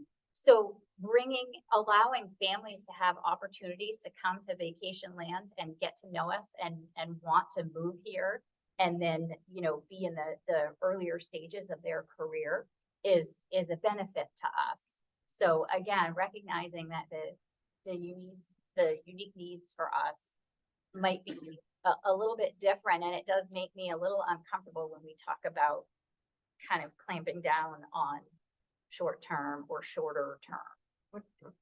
I think one of the things you said that it just strikes me is that it just reinforces the need for a range of housing opportunities. And so just like we have a range of economic development tools or you don't want to put all your eggs in one basket, is just being really careful. Again, I don't think we want to ban short. We want to promote accessory dwelling units. What we did in Bath, we did an accessory dwelling unit ordinance before the state law came in. And we said any accessory dwelling unit must be rented for more than 90 days. And we picked 90 days specifically because that's what our local hospital, that's the short-term rental they need for nurses. And so we built our ordinance around that. So I think, again, this range and, as we're grappling with the short-term rentals, you get the story of somebody who's never stepped foot in Maine, bought a house sight unseen, packed it with beds, and rent it out as a house for 15 groups of 15 or more. And the people on that street are like, what just happened? There's 19 cars, they're up all night, they're in the fire pit, and we don't have any structure. And so there's not even a management company to call. So, when I'm talking about regulation, like we're talking about the lowest hanging fruit. Do you have the name of somebody to get in touch with if something happens? Do you have maybe capacity requirements? Have you looked at parking requirements? This is not ban it or don't ban it, but it's just a common sense approach to how do we make these part of our economy. And then just the last piece I was going to say is, anyway, I'll stop there. Yeah, policy feeding a good management approach. So the community support. Oh, I was going to say in Bath, one of the things that we on the tourism side of it is that our bed and breakfasts are not really happy about the short-term rentals. And as a matter of fact, a lot of bed and breakfasts have gone out of business as the short-term rentals have increased. So I'm gonna continue on the employer discussion a little bit here. There's been some discussion in the southern part of the community about asking the employers to help solve to become investors in housing, much the way people remember it 100 years ago. I'll start with you to start with that, because I think you just touched on it. Maybe expand on a little bit more and talk about that. Definitely. And we touched previously offline a little bit about this, and I really appreciate the perspective. Initially when we're approached around helping resolve the issues around housing, it's usually kind of a financial ask, right? There has to be some financial investment on our part. I already talked a little bit about the challenges in healthcare right now financially. I think probably not unfamiliar to folks, but with reimbursement for the care that we give going down, it's really hard to be able to reinvest. Equipment's getting more expensive, people are getting more expensive, and so we're funneling all of our dollars there, but we see this need over here. So thinking of it not as a financial investment, but what does it look like? Is it a partnership? Do we have any property that we own? Do we have any buildings that we have that would be suitable for housing options? And we had, a recent example where Maine Health had the former, Knox County Hospital. It was the Knox Center for a while. When Breakwater Commons opened, that was an opportunity for us to look into what would it take to develop something if we were able to convert this to units. And it was not achievable for us as a healthcare entity to invest in that. However, we sought out a buyer who would be invested in the community and designing something with those buildings, the Buck Building and the Knox Center, to create something for the community. What that is remains to be seen. However, that was really important to us, is we couldn't do it ourselves, but here we have something that we can give to the community to say, please invest in this and make something that makes sense for the community and helps some of these challenges, hopefully housing. But It's an asset that offered an opportunity for investment. Right. How is that going at this point? Do you think that will move forward? I do think it'll move forward. I certainly can't speak to what the, the intent is down the road. Right now, we're leasing that property back because we have activities in there like our walk-in clinic that we have no home yet for. We're working on that. That's what we're working on right now, the project over the course of the next year. And then we'll pull back on those lease backs and we'll allow the buyer to dig in. So there will be a little bit of a delay there while we kind of rehome our activities. But I think I genuinely believe that the buyer is intending to do good, and housing was the top mention when we talked about what do you intend to do with these buildings, because we wanted it to be in line with our mission. We have a ton of runs. We're not taking questions right now. Okay. We'll take questions, as we get through the end of these questions. We'll plug that back in. Okay. So we convened a regional group to talk about housing, and the regional group included municipal representatives, key employers, and housing organizations. In between Bath and basically between Freeport and Bath, you have 5 of the largest employers in the state of Maine. And the sheer act of sitting in a room together for a series of meetings, we're not even meeting anymore, but the reverberations of those conversations are still bearing fruit. And out of that, I am working very closely with Bath Ironworks now, which is new, and Brunswick Housing Authorities working very closely with Midcoast Parkview Hospital. And those are just 2 of the conversations that got sparked in these meetings. The other thing we did is we hired a firm to help us map. So we did this with this beautiful map, and it shows the key employers. It shows transportation rings of like what's walkable, what's bikeable, what's drivable, and the rings from the employers. It showed where the growth areas were. And it helped us kind of put some perspective regionally on our zoning. Where are we focusing growth? Where should we be focusing growth? How are we looking, again, as a region, how are our policies and zoning ordinances working together? And we did an analysis of all our different zoning ordinances, and you can kind of see how we're working together and where we're at odds. So again, it's been a really positive experience.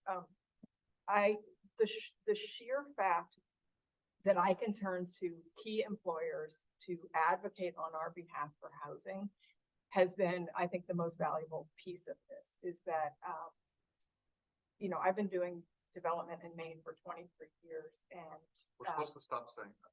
development. No, the 23 years. Oh, I don't care. So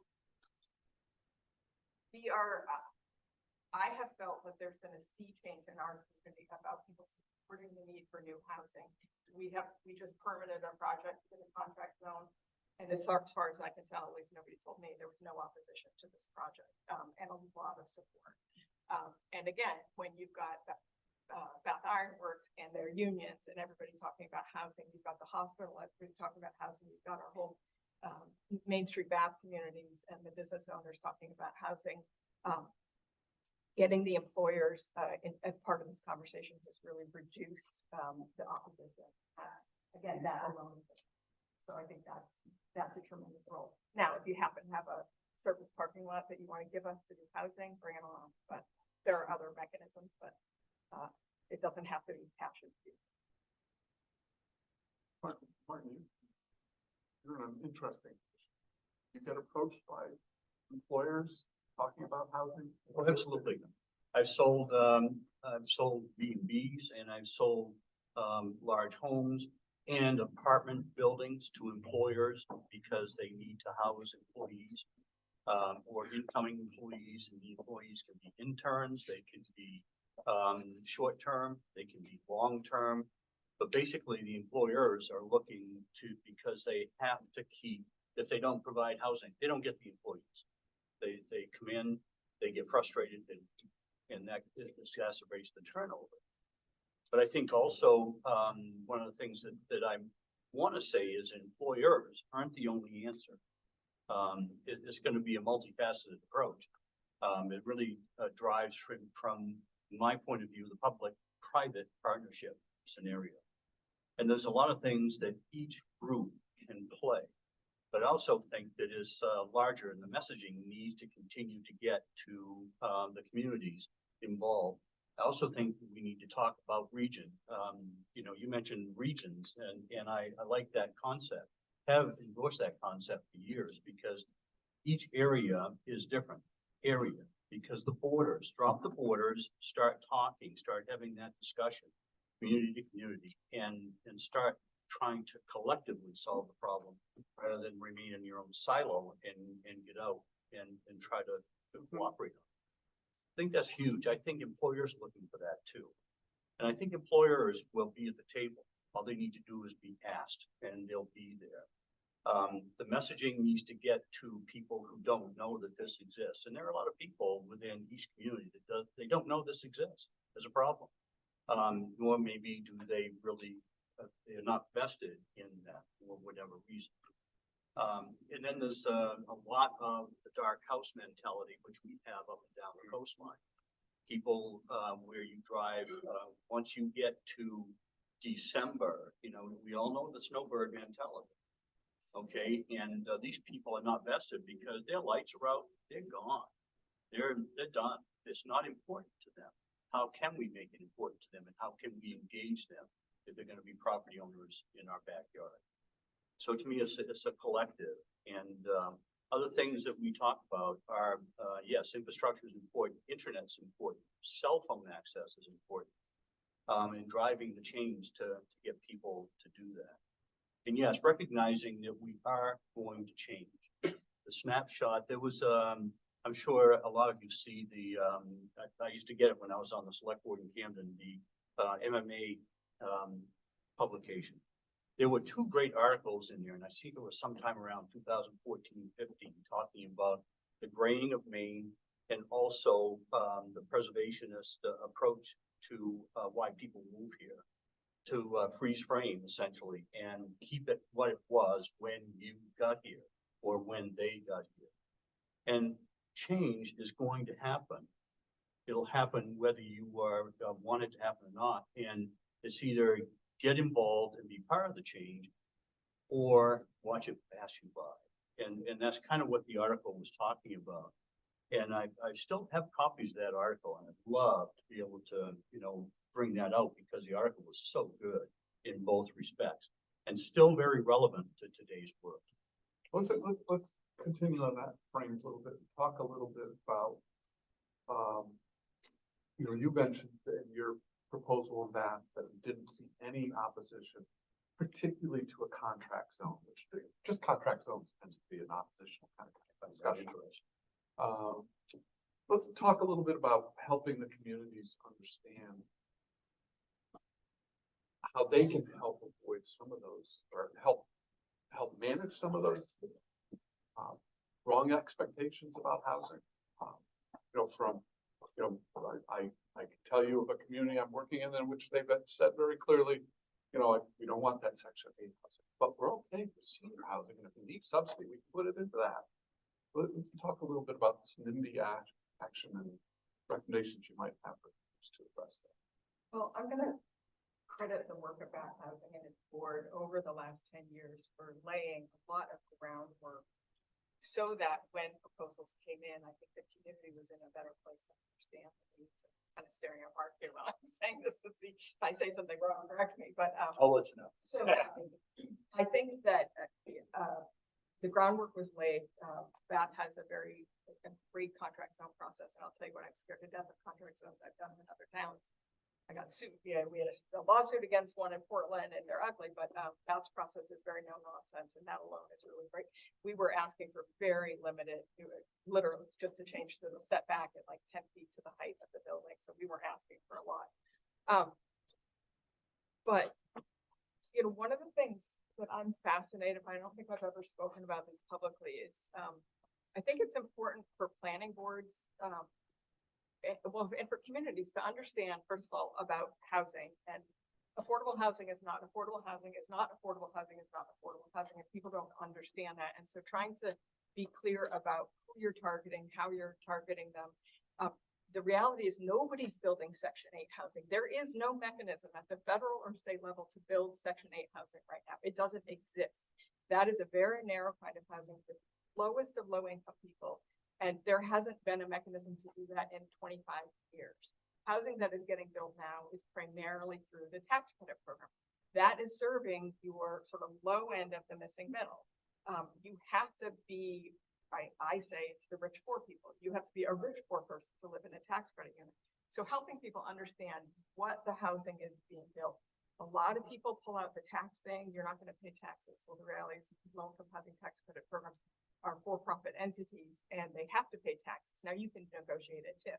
So a lot of it is just like careful understanding, educating your council, educating your planning board on what these things are, and educating your planning board on what their role is. Their role is to assess your project against your ordinance. The reality is it doesn't matter who's going to live in that property because that's not in your ordinance. Your ordinance doesn't say, oh, you can only build for 80% AMI or 120%. Your planning board's process is to hold everybody against the standards, and those standards are what's in your ordinance. And so helping people understand that that is their role. And when I go do speak on behalf of projects, I always emphasize that. You don't get to vote against this, or the public can have an outcry because you're building a homeless shelter. This is in Brunswick. The reality is a shelter is allowed in that zone, and the planning board is reviewing it against that. And you could complain all you want about it, but that's allowed in your ordinance. That was a different mechanism to oppose it there. So what you do see is people oppose it on other grounds, and that's where it gets ugly. But again, I don't see quite as much of that. But I also see, making sure that your communities aren't sort of caving into those pressures of that, that one or two people that are angry about this project and they're just demanding. It's not the cave into that. Denise, how do you work with the community and public health months? Or what would you suggest that we do as a regional organization to help that? Yeah, I think just really understanding how it impacts everyone. Again, healthcare is a really easy example, I think, to demonstrate how the lack of adequate housing impacts everyone.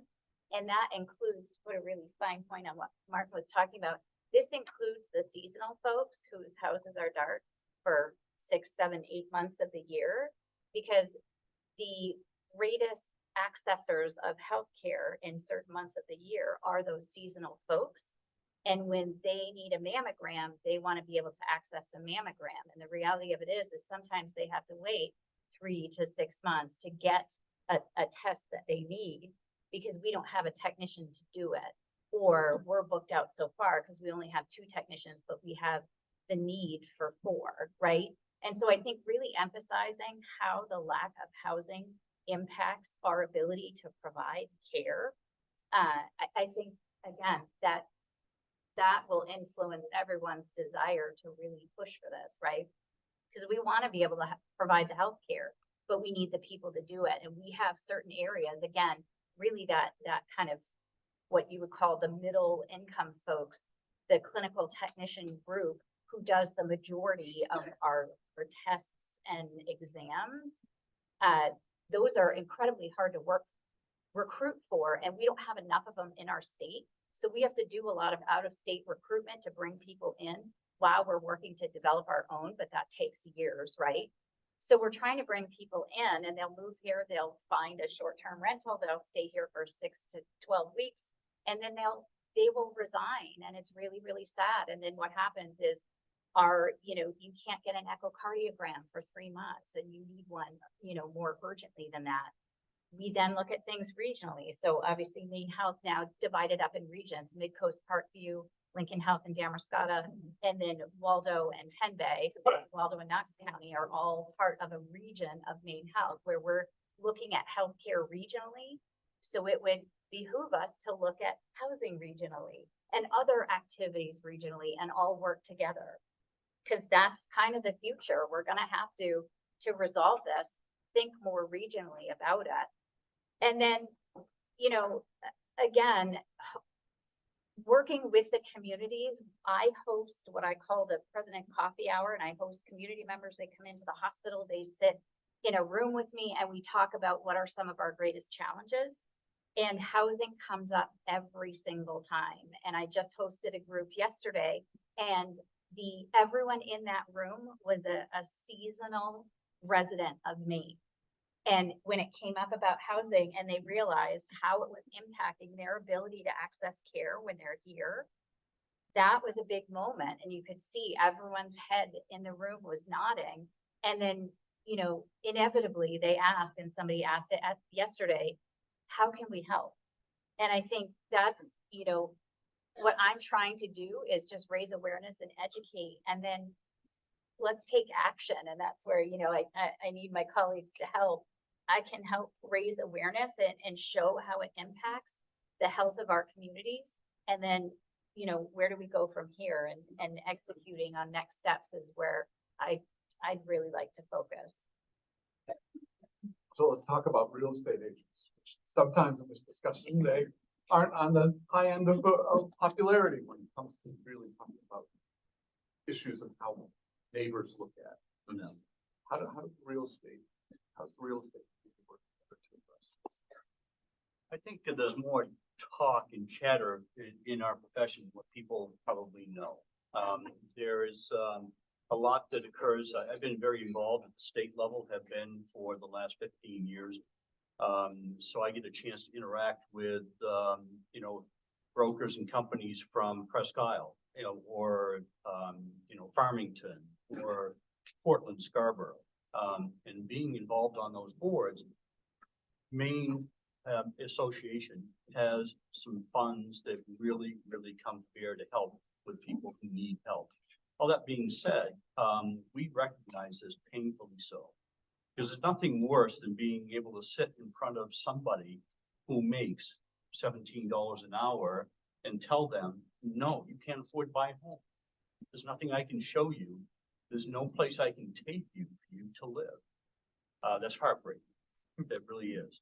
So I think in terms of the role that we're playing is we would love to see more balance happen here.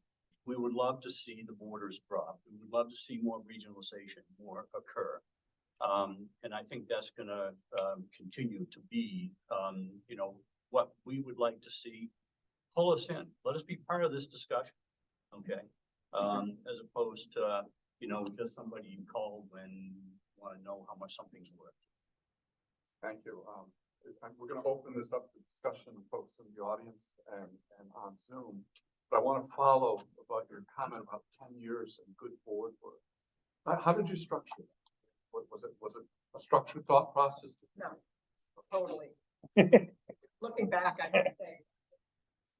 But I came to Bath Housing having been doing real estate development in the greater Portland area for 10 years. And Bath Housing Authority is a very small organization, and I didn't feel like the organization was ready to take on ambitious development projects. So we spent some time matchmaking, and the city had some a vacant property that had been available on and off the market. And I had a tax credit developer I knew in Portland said, hey, maybe you want to come see Bath. And so that ended up being 60 housing units. But we stayed back from doing any development for 10 years, and we really just spent a lot of time building our organization, having it be ready, and then again working with the community. And I think I've been on the City of Bath community on and off, but that committee has really picked up this most recent iteration under Mark's leadership. That committee's really taken off and done some really fabulous work. So it's not just about housing, but we get to sit on that committee and be part of these conversations. But I think that's what you're speaking to. It's a marriage of the housing authority to the community, the members that are on that community, yeah, and the commitment of the community. But the reality is that for that committee, I'm paid to do housing work for the committee, where a lot of committees don't have, like, you know, we are the city's housing authority, so that's kind of our role. And that's, I think, something special that Bath has that a lot of communities don't have. And I get a number of calls saying, how do we start a housing authority? Like, how come we don't have somebody like you to do development and do work? While we're on this, because I don't want to miss this opportunity, is again to commend Bath and as a small community, they've really taken advantage of a lot of tools that really facilitate development, whether it's me or partners that are trying to do housing development, but taking advantage of the brownfields program, making infrastructure investments to allow higher density housing, allowing for higher density housing, or having a contract, allowing the contract zone provision to get the density needed to make these projects work. We spent a lot of time updating our TIF ordinance so that there's clarity there on how it gets used. We're talking about developing a housing trust. So there's, Bath already has a lot of tools that are great partnership tools in getting these projects moving fast, but and we also are talking about a lot more things that that communities can do and tools they can do to incent some of this work. Do we have any questions from anybody else? Maybe ask a little louder. Any questions out in the audience? Go ahead. Creatively, ask questions at every single round. I think there's one point. When you're referring to the short-term housing, different rentals than you're referring to short. You're referring to short-term housing rental units, really workforce housing on the way. You're referring to something that is exploitive. In terms of short-term, that's less than a week or a week, that kind of short-term housing takes housing stock out of the market for rentals, for the kind of rentals. One of the arguments they use is, well, these are houses that wouldn't become, if they went on the market, nobody would buy them. I think we've seen that we need housing at every single level, economic level. And that's what we need is housing. And that kind of short-term housing is in competition with bed and breakfast, which are already providing a service, already hiring people. So it's a shift. And I don't like it. The other part is something you touched on. So what's your question? What Well, it's an observation about that difference. Okay. And how somebody can justify one rather than the other. But the other half of this is something you touched on is, I don't think the towns in this area can wait for developers to come in and do a project. I think we have to be more aggressive on the town or the city level to do those projects. What you talked about in that is what we should be doing in every town in the Midcoast. Is the towns need to step up, and whether it's infrastructure expense or putting together a housing authority, or I think there's been talk in Camden of a land bank.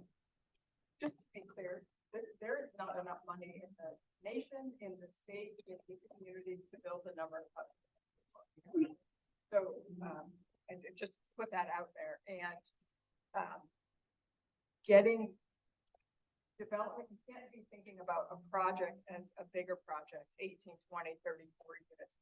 I love your analogy of like, we have to take this one unit at a time. And the accessory dwelling units, I think is the biggest growth opportunity. Is if 5% of Bath single family home short-term rentals, we can add like 500, I don't know, like 500 or 1,000 housing units to our base in Bath. So there's no tax dollars, there's no, you're helping the homeowners economically, you're providing a housing unit. Now, everybody doesn't want to be a landlord, but so just be careful. I'm not thinking of like every community needs to get a big project. There's not enough resources. There's not enough developer capacity.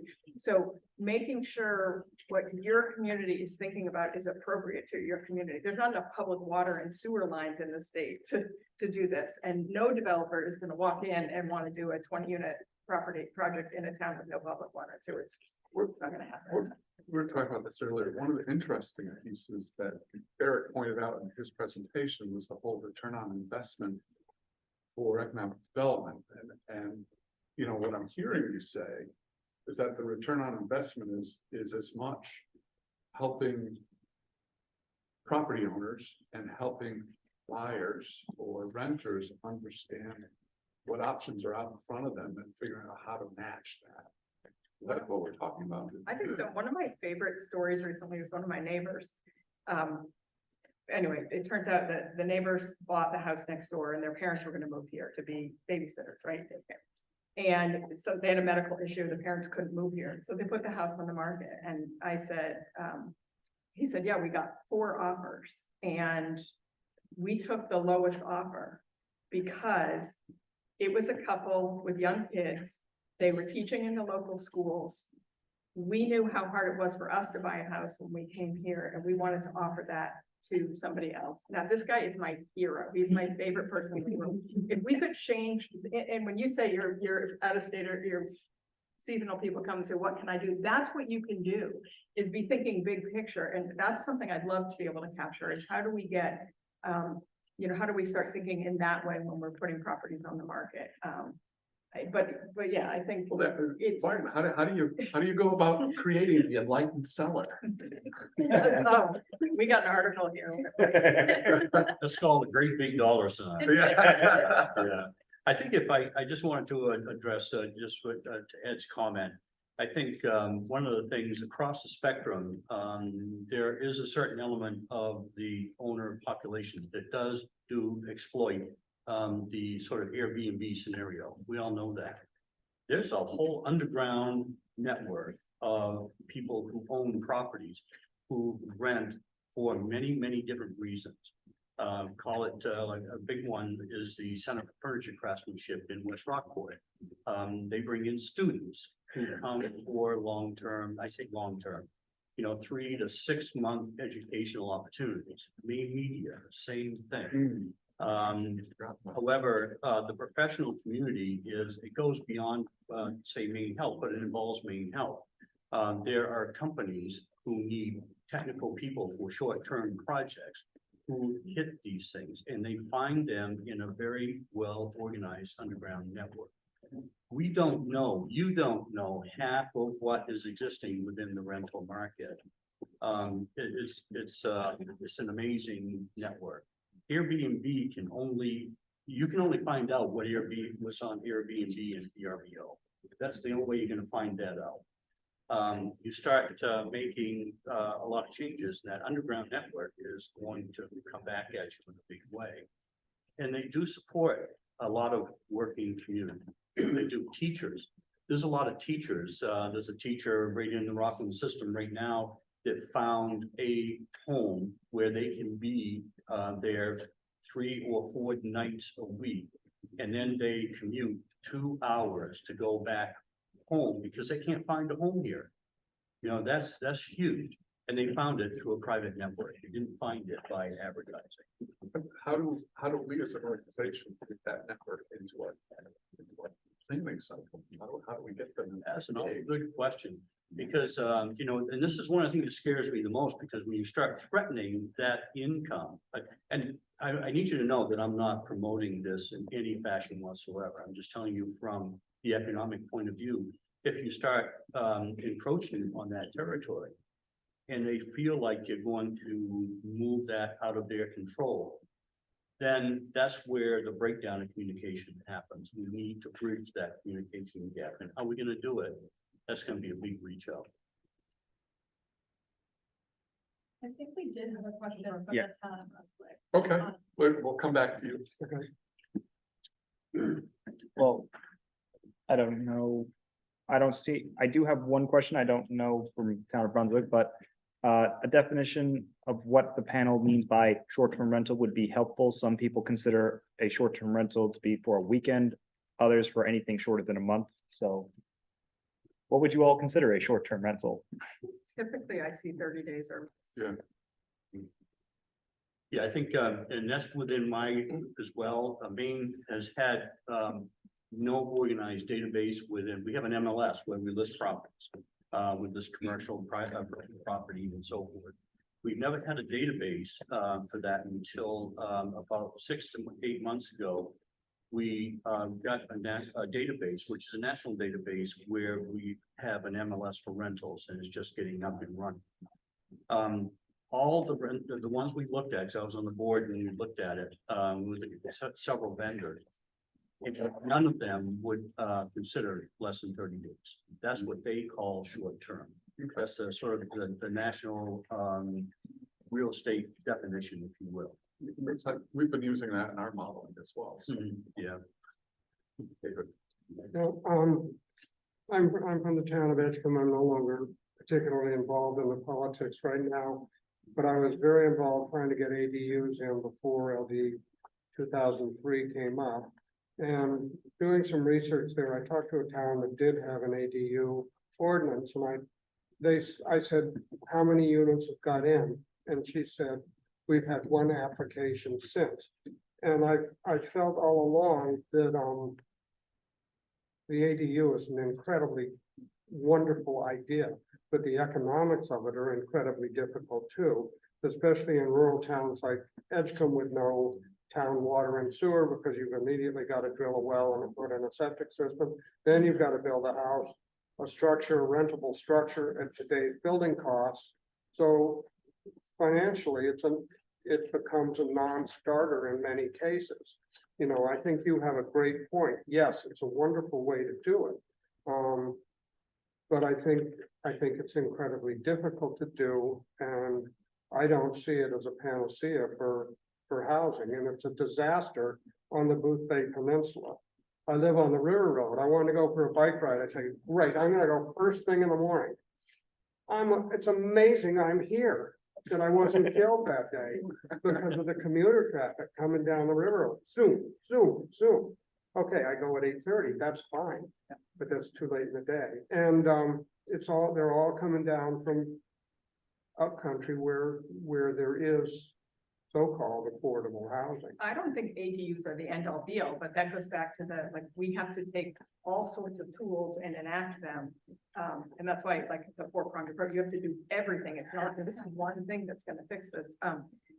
On the ADU, and I hear you, first of all, everybody doesn't want to be a landlord, and second of all, everybody can't build their standalone ADUs, and then there are a lot of houses that are conducive to sort of carving up. In Bath, we have a lot of houses that were already two families, but maybe just not legal, and now they're legal, right? So there's that piece of it. So just being clear that there's detached and attached and semi-detached, there's all sorts of ways you can go about it. Yeah, I'm still a very strong advocate of it, and to the point where I may get involved in Edgecombe again. Yeah. And see if we can get more definition. The thing that I would say, and I think I said this at every planning board workshop during the ADU process, is if you're gonna go to the hassle of creating an ADU ordinance, create one that's gonna be usable and used. And a lot of people say, oh, well, we're gonna allow ADUs, and then they put so many restrictions on them that nobody in their right mind is gonna try to navigate that ordinance. So it has to be clear and concise. And I went head to head with the planning board and said, don't require extra parking. You already have to have parking for a single family home.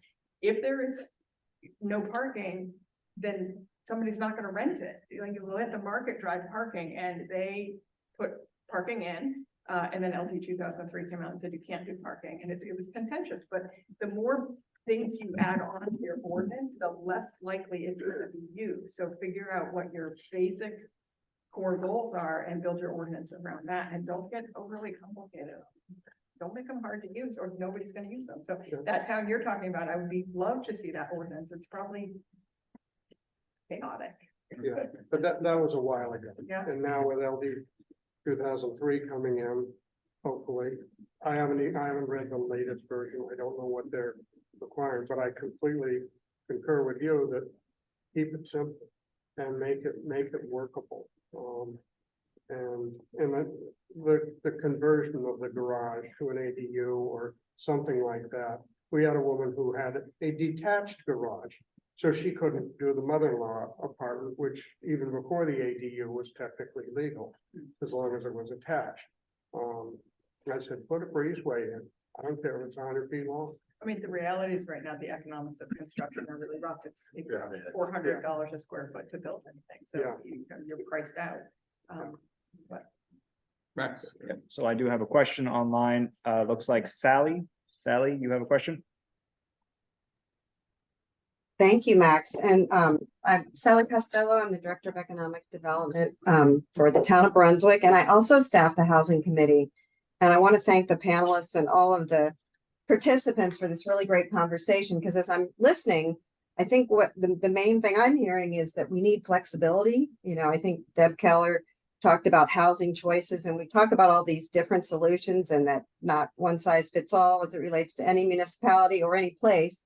But also, I think some of the things we need to think about are how we lobby our planning departments to be flexible, how we talk to Maine Housing about being flexible. We do have an affordable housing support fund here that is seeded partially by a Maine housing grant, but it's a little bit more restrictive than we would like. We talked a little bit today about, you know, short-term rentals, but I'm also thinking about transitional housing where people don't need 12-month leases. And we've had a couple of employers come to us who want to apply for our affordable housing support fund. And they have a really interesting model where they would have their employees there for the summer, and it supports their business model. And then the rest of the year, the 9 months would be available to persons of 80% area median income.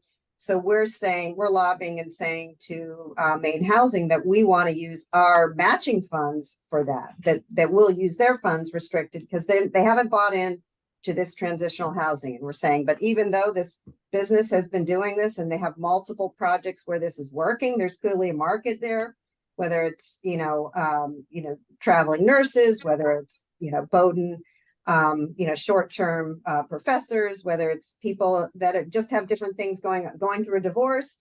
There's many different, scenarios where people would need this short-term housing. So I think if we could kind of band together as a region or just as a state to say to Maine Housing, like flexibility, that's what we need. If we're going to have if we're going to meet the housing needs of a variety of people and situations, we need that. We also have we just recently passed contract zoning, and we have another entity that's come to us who wants to bring a non-conforming use into a conforming use, which now it's commercial, they want to make it housing, yet they can't get the full density they need. So we're saying, well, hey, maybe we give density bonuses. This is the economic development in the town manager. We haven't taken this to the planning department, but to say, couldn't they get a density bonus here because they're bringing it back into compliance? It's actually, really a low and more or less intense use because we're not going to have as much traffic. So I just want to get people thinking about, we need to think outside the box. And I think everybody's trying to do that, but where we have these documents, these are our documents. We can change them, right? There are no documents meant to be static. And I think we need to start looking at these documents as living documents and addressing some of these things as the need comes about. So I just wanted to thank everybody for, kind of bringing up a whole range perspectives about housing types and needs, because I think that's what really is going to help us kind of go back and change some policies that are going to allow us to kind of get the outcomes that each of our community deserves and wants. So thank you. Thank you, Sally. Can I put a plug in for something? Yeah, go ahead. Bath Housing created its plan based on a study we had Jeff Levine do for us, and we had him do sort of a market analysis, but then we had him do a scan of tools that can be used, and he identified 25 tools, and then he matched our housing vision with the top tools that he thought would be best for our region. And that's been one of the building blocks. That study is on our website and it's available for everybody. The second the sort of most hidden website that I think everybody should be using is Local Housing Solutions. And you can literally go onto this tool and you can plug in accessory dwelling unit ordinance, and it is going to pop up a white paper on here's what it is, here's how it can be used, here are model ordinances, here are towns who have done it. You can say inclusionary zoning, get the same thing. You can do housing trusts, get the same thing. You could do any tool you can imagine, and it also has robust information on how to sort of get your community thinking and planning. And I heard about it at a conference years ago, and I use it all the time, and I recommend it all the time. I think it's localhousingsolutions.org. If it's not, I'll have Matt send it around. And we'll post it. We'll get it out to everybody. Or somebody can check that. Yeah. Other questions, Max? go ahead with in-person first. Yeah, Mike Ray, I live in Lincolnville, and got a question, but first, I live in one of those towns without sewer and water. I appreciate you reminding me of the hard realities of that, but, getting, as you probably know, growth management act being looked at this year. And, so getting away from the one-to-one, what solutions to the problem? What effect do you think, what revising the growth management act, comp plan and comp plan at small town level actually do to try to address the problem? I am, that's so outside my realm of Well, it's just experience. getting into the, like, the Yeah, prior to the ordinance. yeah, I don't know a lot about the growth management act. So I don't feel like I that. think I know, Matt, I know that you just, got spied on it. And I don't know what MCOG's position is or anything like that. But, just wondered if you had any input on the viability of that.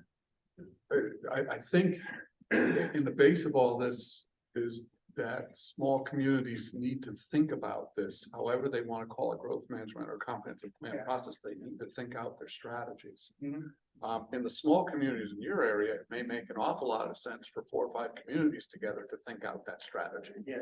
All by yourself, you can't do very much. Together, you can accomplish a lot. You know, that's part of what Edie's doing with her housing group up in that area is to generally have that conversation on a regional level.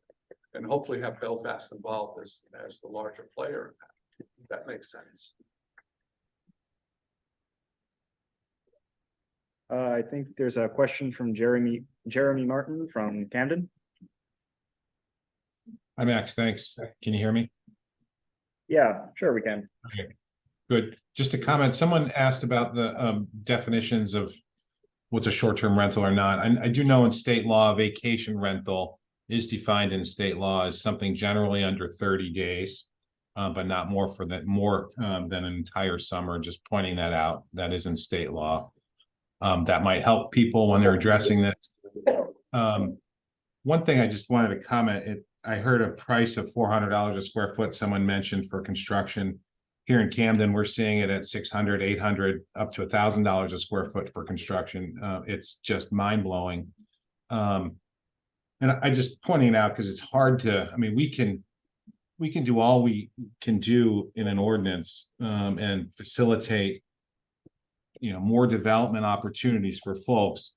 But that at those prices, with the limited available contractors we have, both general contractors, builders, and all the trades, I mean, all that's driving the price up significantly. So I'm hopeful. I know there's some effort at the community college system level to ramp up training for trades folks, which is critically important in our area. But I just think it's, you know, to expect that municipalities are going to change this and fix this issue. In Camden, we did accessory dwelling units. I think it was the fellow from Harpswell maybe that said they did it before the ADU provision. I mean, we did it 5 years ago. And we're continually to tweak these things constantly. And that's with a town meeting form of government, which, you know, we have to go to voters for these changes. And we're getting support, you know, 75, 80% of the population in the town, the voters are supporting all these changes that we're making. We ramped up density significantly to comply with LD 2003. So, I mean, certainly there's, I think, support locally. But with the housing costs, construction costs, land costs, lack of incentives, you know, it appears in Camden where I think it may be going is regulating the short-term rentals even more. Because we're seeing, I will say, and I appreciate everyone's comment about the long-term or the short-term, long-term rentals and the needs at Maine Health and the needs at, you know, the Craftsman School. Lyman Morse here in Camden has a dire need for folks. But just trying to, yeah, it's a significant issue. And I just think we can't lose sight of the fact that the cost is so much to build these days, that, you know, until that price comes down, which I don't know how that's going to happen, I think we're going to continue to feel this pressure. And I don't know, the short-term rental piece, I think in Camden, we'll end up regulating them likely. 2 years ago, we had 275 unique short-term rentals in Camden. This year, we have 450. That's just in 2 years. It's grown that much in Camden. And what we're seeing is it's taking housing out of the housing stock. And, you know, unfortunately, a lot of the folks, and we have regulations in place currently, and I'm telling people, because, you know, lots of people, and Martin probably knows this, and I probably spoke to it, come there looking to settle here or retire here, but they're going to retire or settle here in 5 years or 4 years or 3 years. So they buy a house now, and then, you know, they want to short-term rent it until they move here. And we're trying to thread the needle on how to facilitate that while also regulating and possibly limiting short-term rentals. It's not an easy task, but we're all in the same boat. I wish it would be, I think there's comments about regionalism, kind of a regional approach to it, because, you know, Rockport looked to do this a couple of years ago and they got, you know, they got killed at the ballot box. Rockland approved them. And now Camden will likely put something on the ballot, would be my guess. So I appreciate all the comments. I just, this cost of construction is just so out of this world to me, at upwards $800 a square foot. Thank you all. Thank you, Chair. Can I make a quick? Yeah. reaction? That goes back to one of the things I said earlier is reinforcing, your need to preserve the rental housing that you already have.